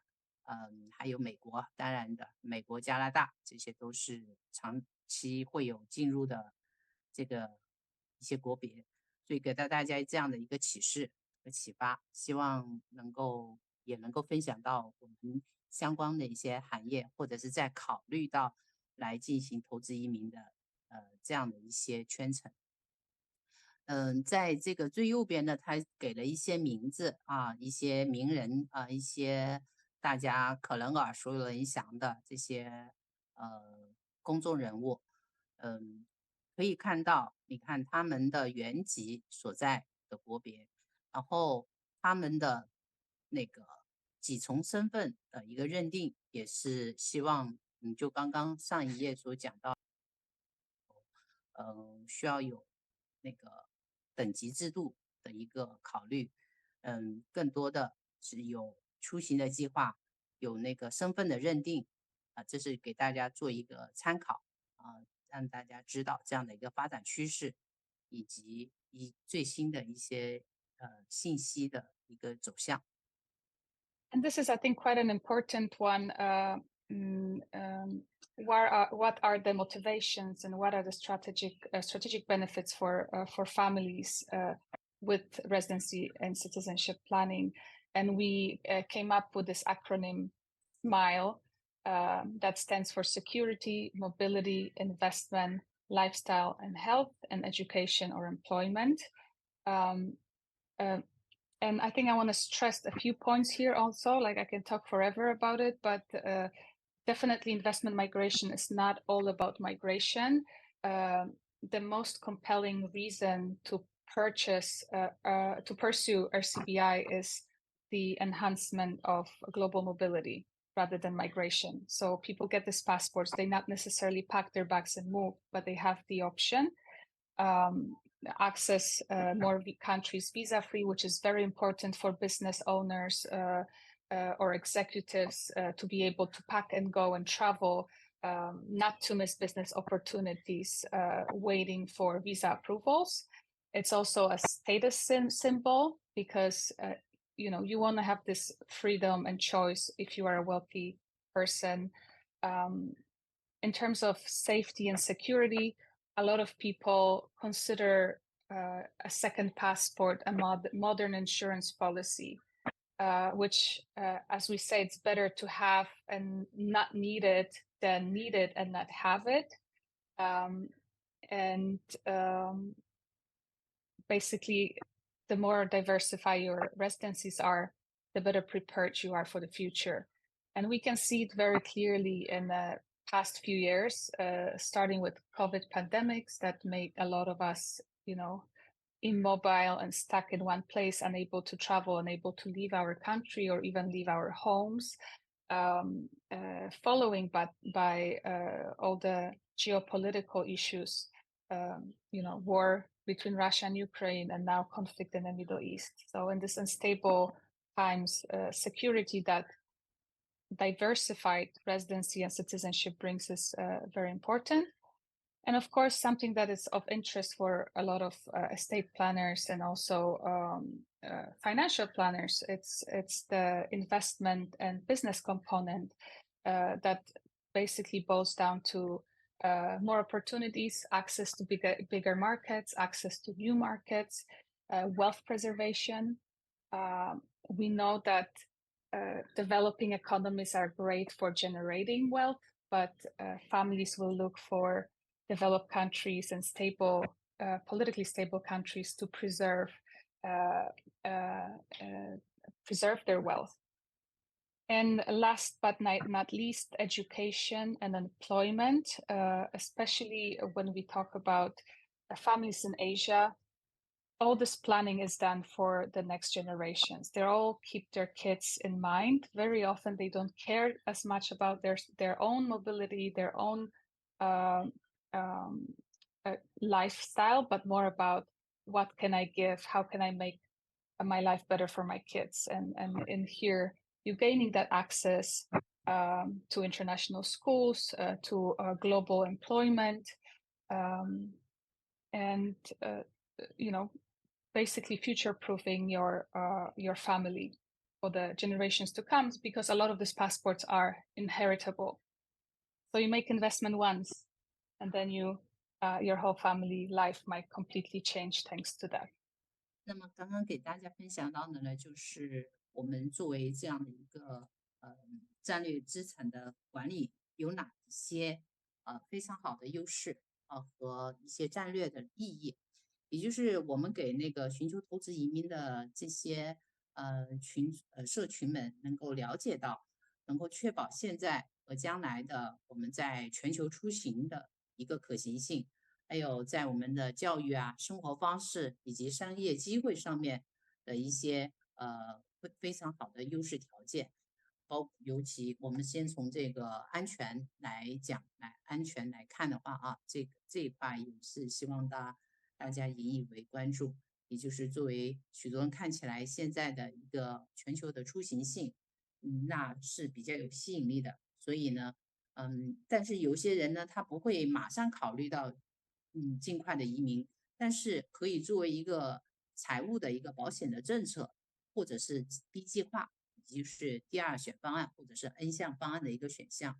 所以呢，这就是一个现代的保险单啊，我们的这样的一个身份的认定，因为它不需要现在马上就去改变，但是它会为我们作为一个提供到一个财务的保险，能够对冲本国的经济。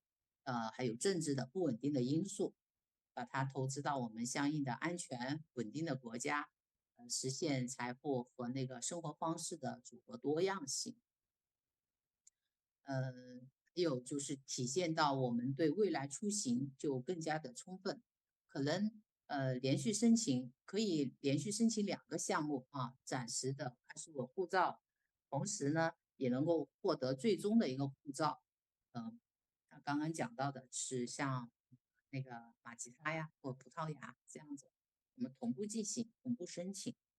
那作为刚刚也分享到了一个案例，就是乌克兰战争，那对于俄罗斯以及一些高端的企业家实施的一些制裁，所以很多的俄罗斯的公民就是在这个事情之前就已经申请了那个欧盟护照，所以呢。这样子能够保证他们在战争期间，直至现在仍可以在欧洲自由的做生意，进行各方面的金融活动。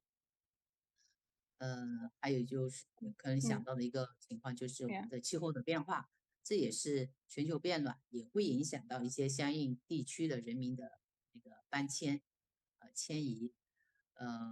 那作为我们这个后疫情时代来看的这个商业机会。也是一个关键的驱动的因素。这块的话呢，就是能影响到我们通过法律的权利从事某些刑事贸易，然后新的公民的身份可以呢，能够尽快的获得资源、房产、股票、上市，甚至于参加国际仲裁，还有一些课程、开设银行账户等信贷额度的变化。等等，例如阿联酋，对，这也是我们刚刚也讲到的啊，这是很多移民流入的一些国别。Okay, let's move forward. Yes, so we don't have much time left, so please just stick to the minimum I'm sharing. This is the main propositions. I'm not going to talk much about it. Residency by investment, citizenship by investment, and we have different programs on this slides, and I'm gonna just combine the previous two with this one. So these are I would say the most popular, the most common programs with a long successful track record.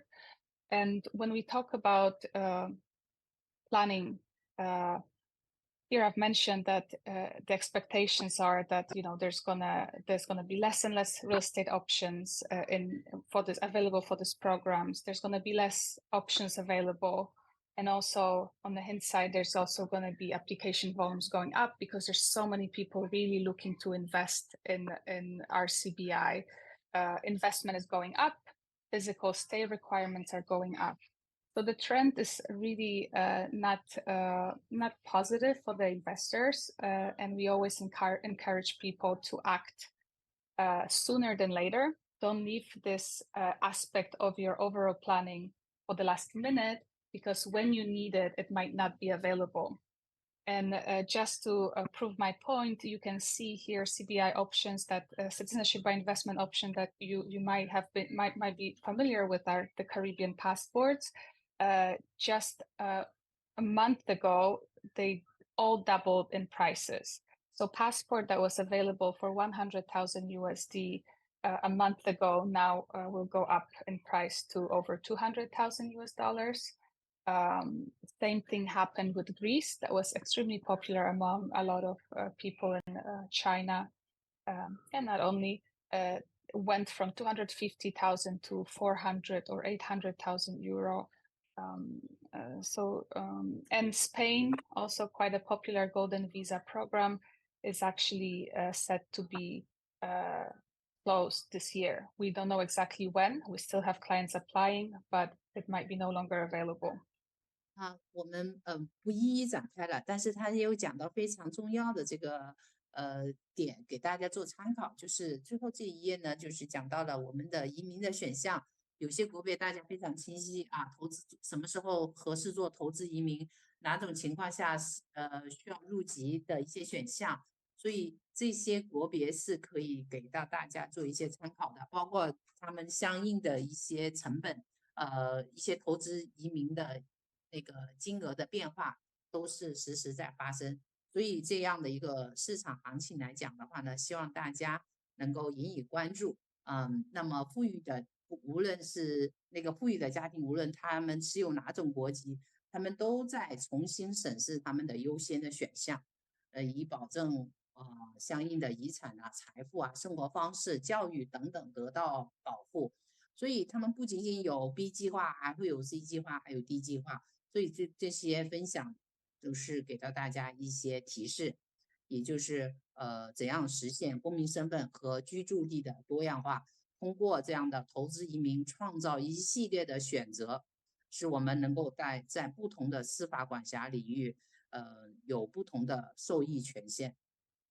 所以我们给到大家最后的这样的分享呢，就是不仅仅是提供旅行出行的自由，也是房地产和其他金融活动规划的一些了解到一些基本的工具和信息，为我们的家族后代呢提供稳定的、安全的这样的投资机会。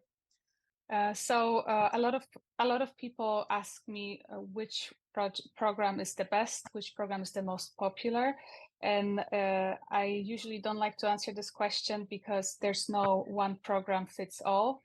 It's a very individual process tailored to a client's needs. But to really name one that, in my opinion, and based on the hierarchy that I was showing you, is the best option for, especially for the wealthy clients, would be Malta Exceptional Investor Naturalization Program, which is a Malta passport by investment. And there are a few reasons why. First of all, it is a European Union citizenship, so it gives you,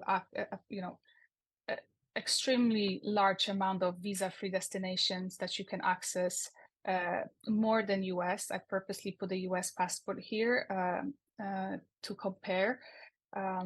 On top of that, it gives you access to live anywhere in the European Union. So there's a lot of wealthy clients that say, I want to live in Switzerland, I want to live in Austria, I want to live in France or Germany.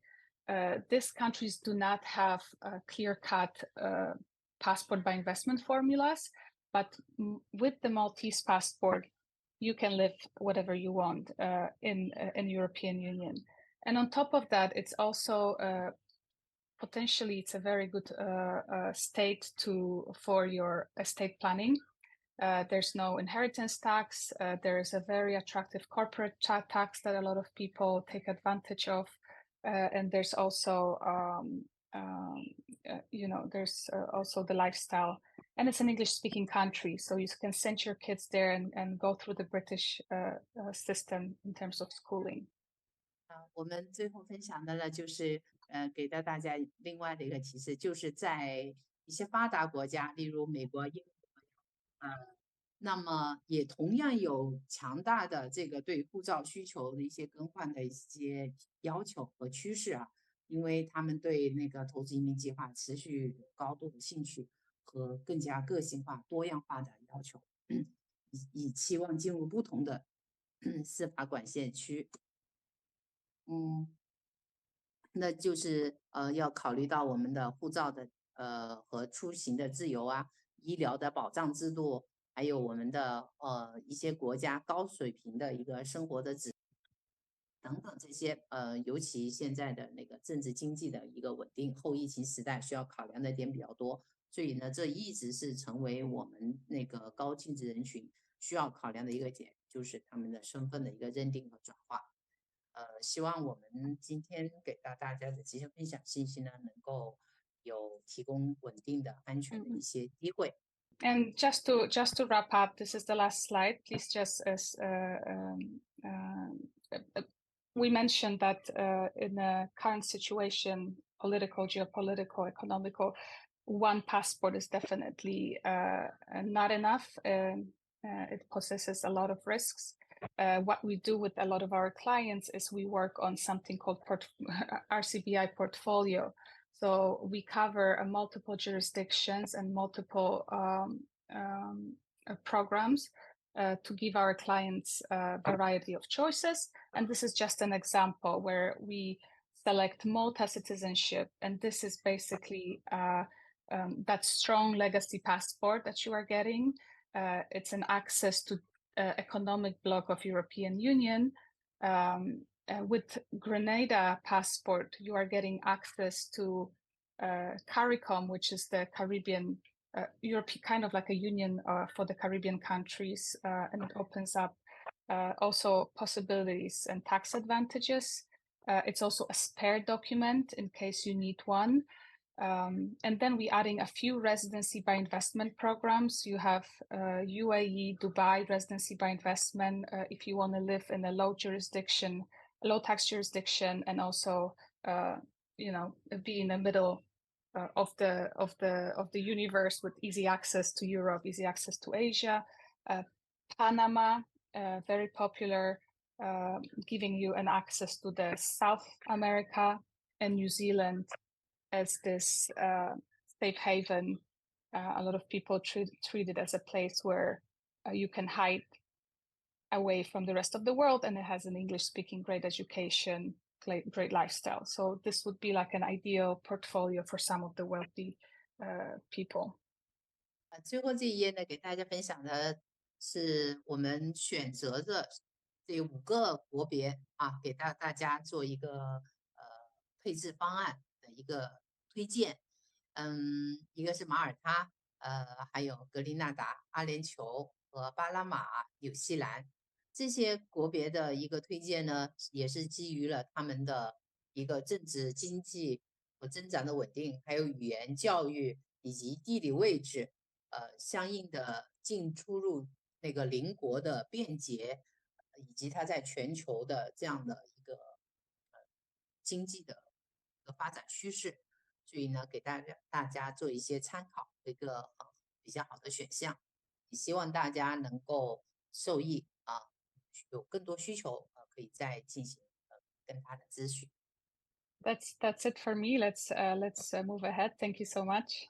Thanks so much, Alex, for that insightful presentation. So, okay, we'll very quickly move on to our panel discussion. So may I introduce and invite our moderator, Professor Marshall Jen, Executive Director of the Chinese University of Hong Kong Center for Family Business, and also our additional new speaker who will be part of the panel, which is Amy Zhang, Managing Director of Hawksburn Heritage Singapore, and the rest of the prior speakers, which is Serene and Mas Diana and also Alex, to join in on this panel. So I think without further ado, let's start because we are short of time. So yes, Prof, over to you. Good morning, everybody, and welcome, panelists. So I understand the design of today's masterclass is actually quite interesting. Those 3 separate topics, right? So we have introduced the Labuan as a special economic zone of Malaysia, and that was quite interesting for me to understand as a researcher. And then, there was the execution part of things. Okay, if we do choose Labuan, okay, what's going to happen? And we got to understand, from either family office or foundation or trust, what is the setup going to look like? And then finally, of course, what is your identity going to look like? And by kind of giving 3 different perspectives into the wealth succession plan, we are able to kind of narrow down a really, really big factor into choosing into helping families for wealth succession. 我这里我都不麻烦那个我们的翻译员了，我直接来翻译吧，因为我看准时间做事了今天啊。然后就是今天其实我们我可以看到为什么我们这个大师班呢就把它分成3个部分啊。第一个是我们要理解到这个马来西亚的这个南闽是吗？南闽的这个地方啊，它的税务优惠啊，它是不是一个比较适合做一个财富的传承的一个地方啊？理解完这个特区以后呢，我们就看到如果真的是选择这个地方我们是不是在马来西亚会有什么的考虑点啊？所以我们就有不管是家办也好，是基金会也好，或者是信托也好我们要考虑要处理我们的身份，我们要准备什么材料来去做这个事情。然后当然最后呢，我们在一个自己的身份规划里面，我们去要有什么的考虑。那所以我们都有3个很大的专家来去做这个 presentation。And so here with us, in addition to these 3 presentations, we have actually a trust expert. 就除了我们这位3位讲者以外呢，我们今天加入我们这个 panel 呢，我们还有一个信托的专家。And so the panel this morning will be a discussion in integrating everything so that we can have a better understanding broadly the pros and cons of how the client themselves need to consider or professional who serves clients to consider Labuan as a knowledge transfer, and that's really interesting for us at CUHK as well. 今天除了我们3位讲者以外，我们还有一个信托的专家，然后我们就会把所有不同要考虑的点作为一个研讨我们希望这个研讨呢，就不管是家族企业的成员也好，或者是服务家族企业成员的一些专业人士也好可以就知道它的好处和坏处，那你们才会知道你们去给家族去想这个事情的时候是怎样想的。So to our audience, we have actually been receiving your questions online as well, and there are some really, really good questions, so I know there's a quality bunch here today. So 对于我们的观众们，我是一直在他们演讲的时候，我是有看到你们的问题的那所以呢我知道你们的问题也是挺难的，我希望今天的讲者能够给你们解答。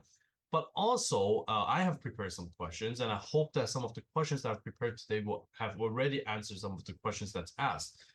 在这之前呢，其实我们也有准备一些问题。那其实我们的问题也会应该回答到某一些的观众们的问题。So, panels, let us start, and I hope you don't mind that we'll be asking some really tough questions today. And let's just keep it very easy. 那我们这个 panel 我们准备开始吧。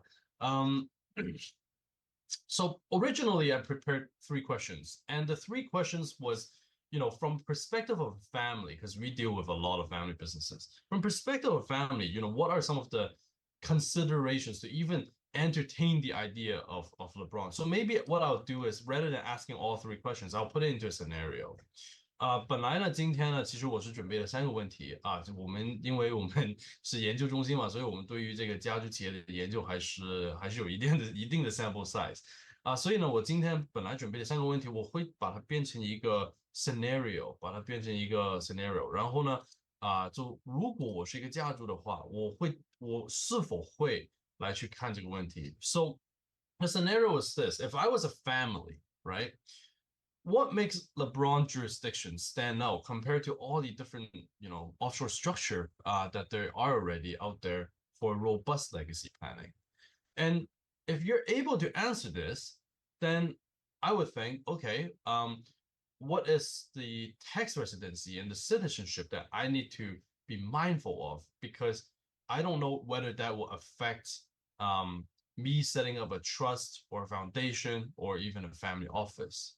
And if both questions is a green light for me, then at what point should I start thinking about the tax residency and the citizenship and the planning for identity so that I could continue to move forward? And within this whole grand scheme of things, right? What are some of the other considerations? 所以我刚刚其实我都放了一个 scenario 出来，就是其实离岸的这个工具和离岸的这个options，其实真的很多。那就是究竟这个南闽的这个地方，为什么它比其他的地方独特呢？就是是不是对于我们华人，或对于中国的家族企业，或者对于西方的家族企业，它是有一定的优势。那如果真是我们选择南闽了，那究竟这个居住权和这个公民身份会怎样影响到我是设计一个信托也好，我是这一个基金会也好，或者一个家办也好，是怎样会影响到我设计这个东西呢？那如果这2个问题都能解答了，那我肯定是要开始想这个事情嘛，对不对？那我是该什么时候开始想我的这个身份规划呢？ I pass the floor to your ladies。今天完全是四两教子 for ladies to teach son。So I pass the floor to you guys on this scenario. Maybe Prof allow me to start it. So Yes, from a please, strategic point of view, from a Labuan point of view.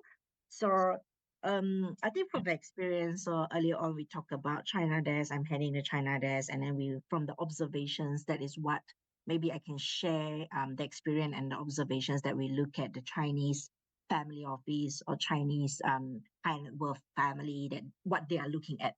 So obviously, I would say Labuan IBFC or our offerings is not here, and we are not looking at competing, but we are complementing, mentoring as part of the wealth management solutions.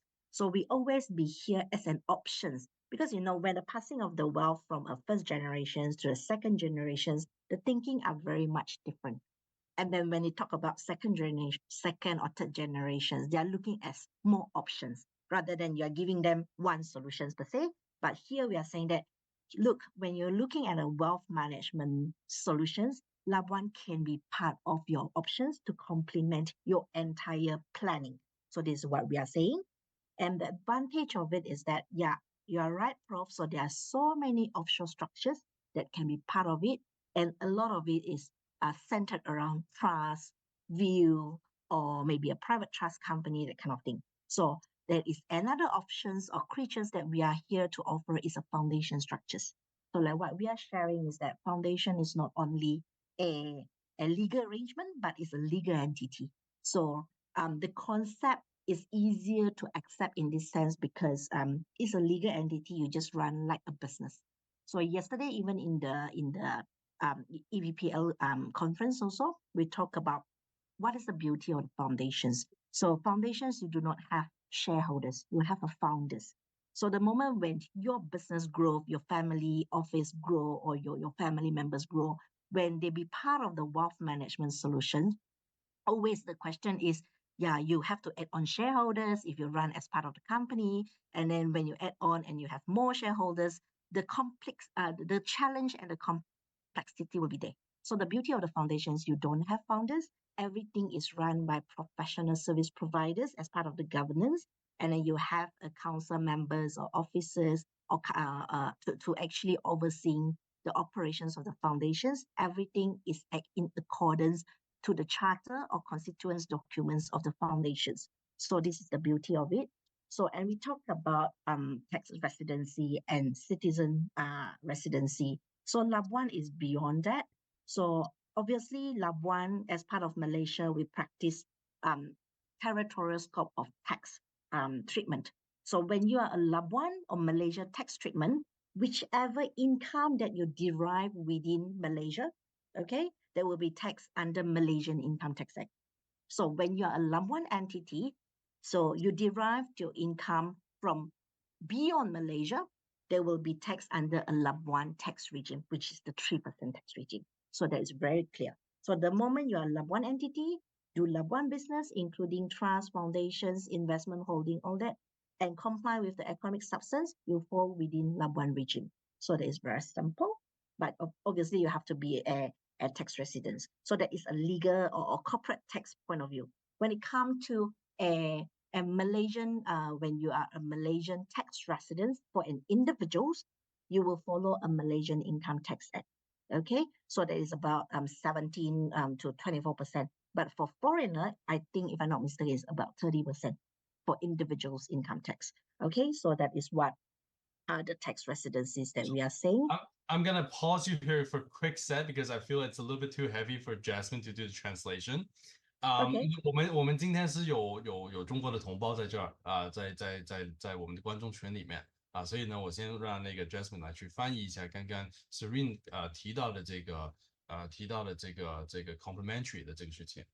对，不好意思啊，因为刚刚有蛮多的信息量，但是其实给到大家的今天的这些分享的话呢，就是也有一些课题的一些研究，希望在座的各位有思考、有考虑，我们怎样子在进行这些选项的时候，怎样子合理的做一些配置，需要找到哪些我们的信息资料以及相应的可靠的机构来进行这样的优化的一个方案。所以并不是现在就马上就需要比如说需要有基金投资，或者是需要去移民，或者是需要有新的改变教育方面，或者是优化的一个家族的一个信托。但是这些备选方案的一旦建立，是可以给到大家一个非常稳健的一个愿景的规划。所以很多的包括刚刚有分享到的一些发达国家，它同样的也是需要有进行这样的一个资产配置，或者是若干个方案和计划的一个先行考虑。那么我们也是期待着通过这样的一个交流和研讨，给到我们有更多的一个思考和选择。我们要有就是期待大家有一个明智的、有智慧的选择的权利和选项。提前做好规划和考虑，以及刚刚老师也有提到过一些场景的一个分析，我们看看是否是今天消化的这些内容，或者是哪些信息点我们需要再进行深度的学习和交流。当然还有我们那个之后还会有一些问题啊，希望能够再继续进行这样的一个沟通，大家也可以把问题再提点出来。Thank you. Thank you. So, one really important thing that Serene actually mentioned was that for any type of succession planning, and here particularly we're talking about wealth succession planning. 就我们其实在任何一个家族的规划里面呢，在我们今天的题材里面，就只说这个财富的传承啊，我们不说生意的传承，不说智慧的传承，我们这次不说财富的传承。其实这个拉米这个地方是一个大的规划里面的一个部分哦，我不是在这里抢生意哦，那个Serene提到，我是在这边去配合不同的这个政策啊，不同的这个环境的发展，而去做一个风险的一个管理啊，尤其是其实刚刚 Serene 没有提到一个事情，我们也知道中马的关系也是比较好嘛，那所以其实这个也是一个碰到很好的点。刚刚我们有另外一位panelist Amy， 她是一个信托的一个专家啊。那我们那个刚刚 Amy， 其实你想说一下这个税务的规划，请您继续Please continue ahead with what you wanted to say. I know we gotta end at 12:30. We might push it back a little bit more, but please comment as well in the scenario where I'm a Chinese family business now. I need to consider my wealth succession. Yes. So yeah, I was just want to echo what Serene was, she just mentioned about how important, the text part is, in terms of doing structuring, for families. So I was just saying that I actually started off as a banker, private banker. So, and then I went into trust industry as a trustee. Then now I'm with a multifamily office. So it's actually quite an interesting topic today that we talk about set up trust, foundation, and as well as, how it's connected, to tax residency and citizenship. So when we talk about, how important it is, when a high net worth individual or families start to do succession planning, it's probably very important, to understand their tax position. So you have countries that actually they have the tax system as a territorial system, meaning that only the income that you derived in the country is taxable.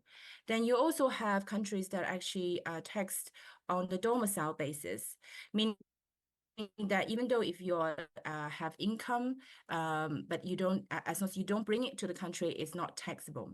Then you also have countries that like, let's say China or US, as long as you have the passport, wherever you are, that, your income tax or your tax position is all connected to your passport. So whenever we say you set up a structure, when you set up, let's say a trust, a family trust, if you have a very high tax jurisdiction, let's say status, for example, if you're a US tax person, to set up a trust, it might be complicated.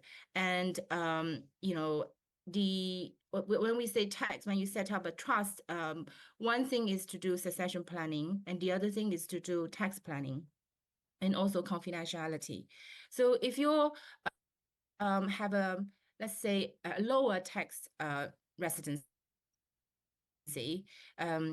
for example, let's say Singapore or Hong Kong, that means that, your trust structure actually, when you set up, is more effective. If you have US, Canada, or Australia, your tax would be actually high. And then when you set up the family trust or even foundation, the whole trust will be taxable. So it's very important, to actually plan ahead when you do succession planning. 我现在用中文讲一下，那简单的讲呢，就是说，那我因为自己以前是在做过这个私人银行，然后也在信托公司工作过。那么现在呢，我是在一个就是联合家族办公室，所以呢，我会把这些我们今天的这个话题呢是讲怎样去帮家族去做一个传承，然后同时呢就是这个身份规划。比如说我们讲拿到这个税务居民和这个护照，不同国家的护照，怎么样可以更好的帮助我们去做一个规划？所以我们讲就是说每个国家他们的这个税务系统不一样，有一些呢，比如说它是根据就是我们叫做就是税级，也就是说呢你在当地所产生的收入才会收税，然后还有一些是居级，也就是说呢你只有是有这个国家的这个护照或者是身份的时候呢，那么在外部的这种产生的收入呢也会去收税。那么还有一种呢，就是说如果你的国籍，比如说像美国、中国，不论你是在哪里，你只要有这个国籍，你的税务呢就跟这个国家是一直都是有联系的。所以当我们设立信托的时候，设立这个叫做基金会的时候呢，作为身份规划呢，其实是一个比较重要的一个前提。那么像比如说新加坡或者香港或者是一些低税国家，可以拿到一些税务身份，然后呢，我们再去做一些架构的设计，比如说再去设立信托设立这个基金会，那么它的效果会更好，而不会导致说这些信托然后这些基金会的这个税务居民身份也会就是被这个美国或者是更高的税务国家而征税。同样呢，像我们讲的这个纳米呢 Labuan 它也是一个比较好的一个离岸的一个领域，作为一个选择从一个税务身份来讲，从一个架构设立来讲，都是一个比较我们讲就比较友好的一个地方。谢谢。So thank you very much. So actually, what you mentioned, I'm gonna pass the mic to Alex because you must have a lot of Chinese family who needs to do, identity planning for their wealth succession. Could you shed light to us actually? In your presentation, you actually mentioned that some of the prices actually doubled. So those places must be really popular. Are they more driven out to by the Chinese, or like why did they choose them? And how does that integrate with like grand plan for things on wealth succession, especially in the Labuan region? Yeah, so definitely there's a lot of considerations for Chinese clients, and the fact that they're implementing global income tax is additional reason to look elsewhere for the citizenship. But one thing I think that I think is important to mention, and that would be my advice: don't let the tax stop you from pursuing your goals, because different families have different goals, and not necessarily the low tax jurisdiction will be a place where you want to live, right? So you're looking also at the quality of education, quality of life. And for some people, US is the place where they want to be hold the residency status, or they want to hold a passport for different reasons. And for this citizens of these countries, and also for multi-citizens, there are always a rise of tools for tax planning, including Labuan Trust, including foundations. So just work with your tax advisors, with professionals to set up the structures and help you plan for the legacy and in the future. So basically, 刚刚其实 Alex 讲到的一个很重要的点啦，就是，我们不一定，首先呢，我在这里要声明一下，交税是正确的，所有人都应该要交税啊，不是要不，我们只是做一个规划。那其实 Alex 刚刚提到一个事情，就是你做那个税务规划的时候，你想要的这个公民身份或者那个居住权，也不一定是你这个家族的规划里面想要住的那个地方啊。所以呢，其实我们在做一个财富的传承的时候，我们也有一些非财富的一些考虑的点要去考虑到啊。Did I miss anything else that's very important from you, Alex? I mentioned. Yeah, I think it's about using, choose your citizenship and residency based on I assume like your lifestyle goals, and let the professionals do the tax planning for you based on this. And also additional thing, if you could add to that, is it's a process. Same with estate planning. You don't do it once. You don't write your will once, because in a few years it might not be, makes no sense. Same with the citizenship planning. Today you might be taking some benefits from the UK passport, but tomorrow, there's no more non-domicile tax regime, or exactly. Brexit happens. So it's a constant work between specialists in different fields. Exactly. Actually, what you mentioned here is in our family business and family office research, there's a critical role called a gatekeeper. There are a lot of specialists all the time. There's a lot of specialists who are there to kind of provide different service, sell different products, for you to meet your goals. But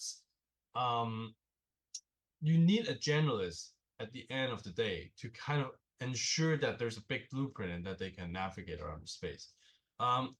我刚刚就是提到，就是 Alex 他讲的，就是对你应该有一个财富的规划啊，来去做一个财富传承。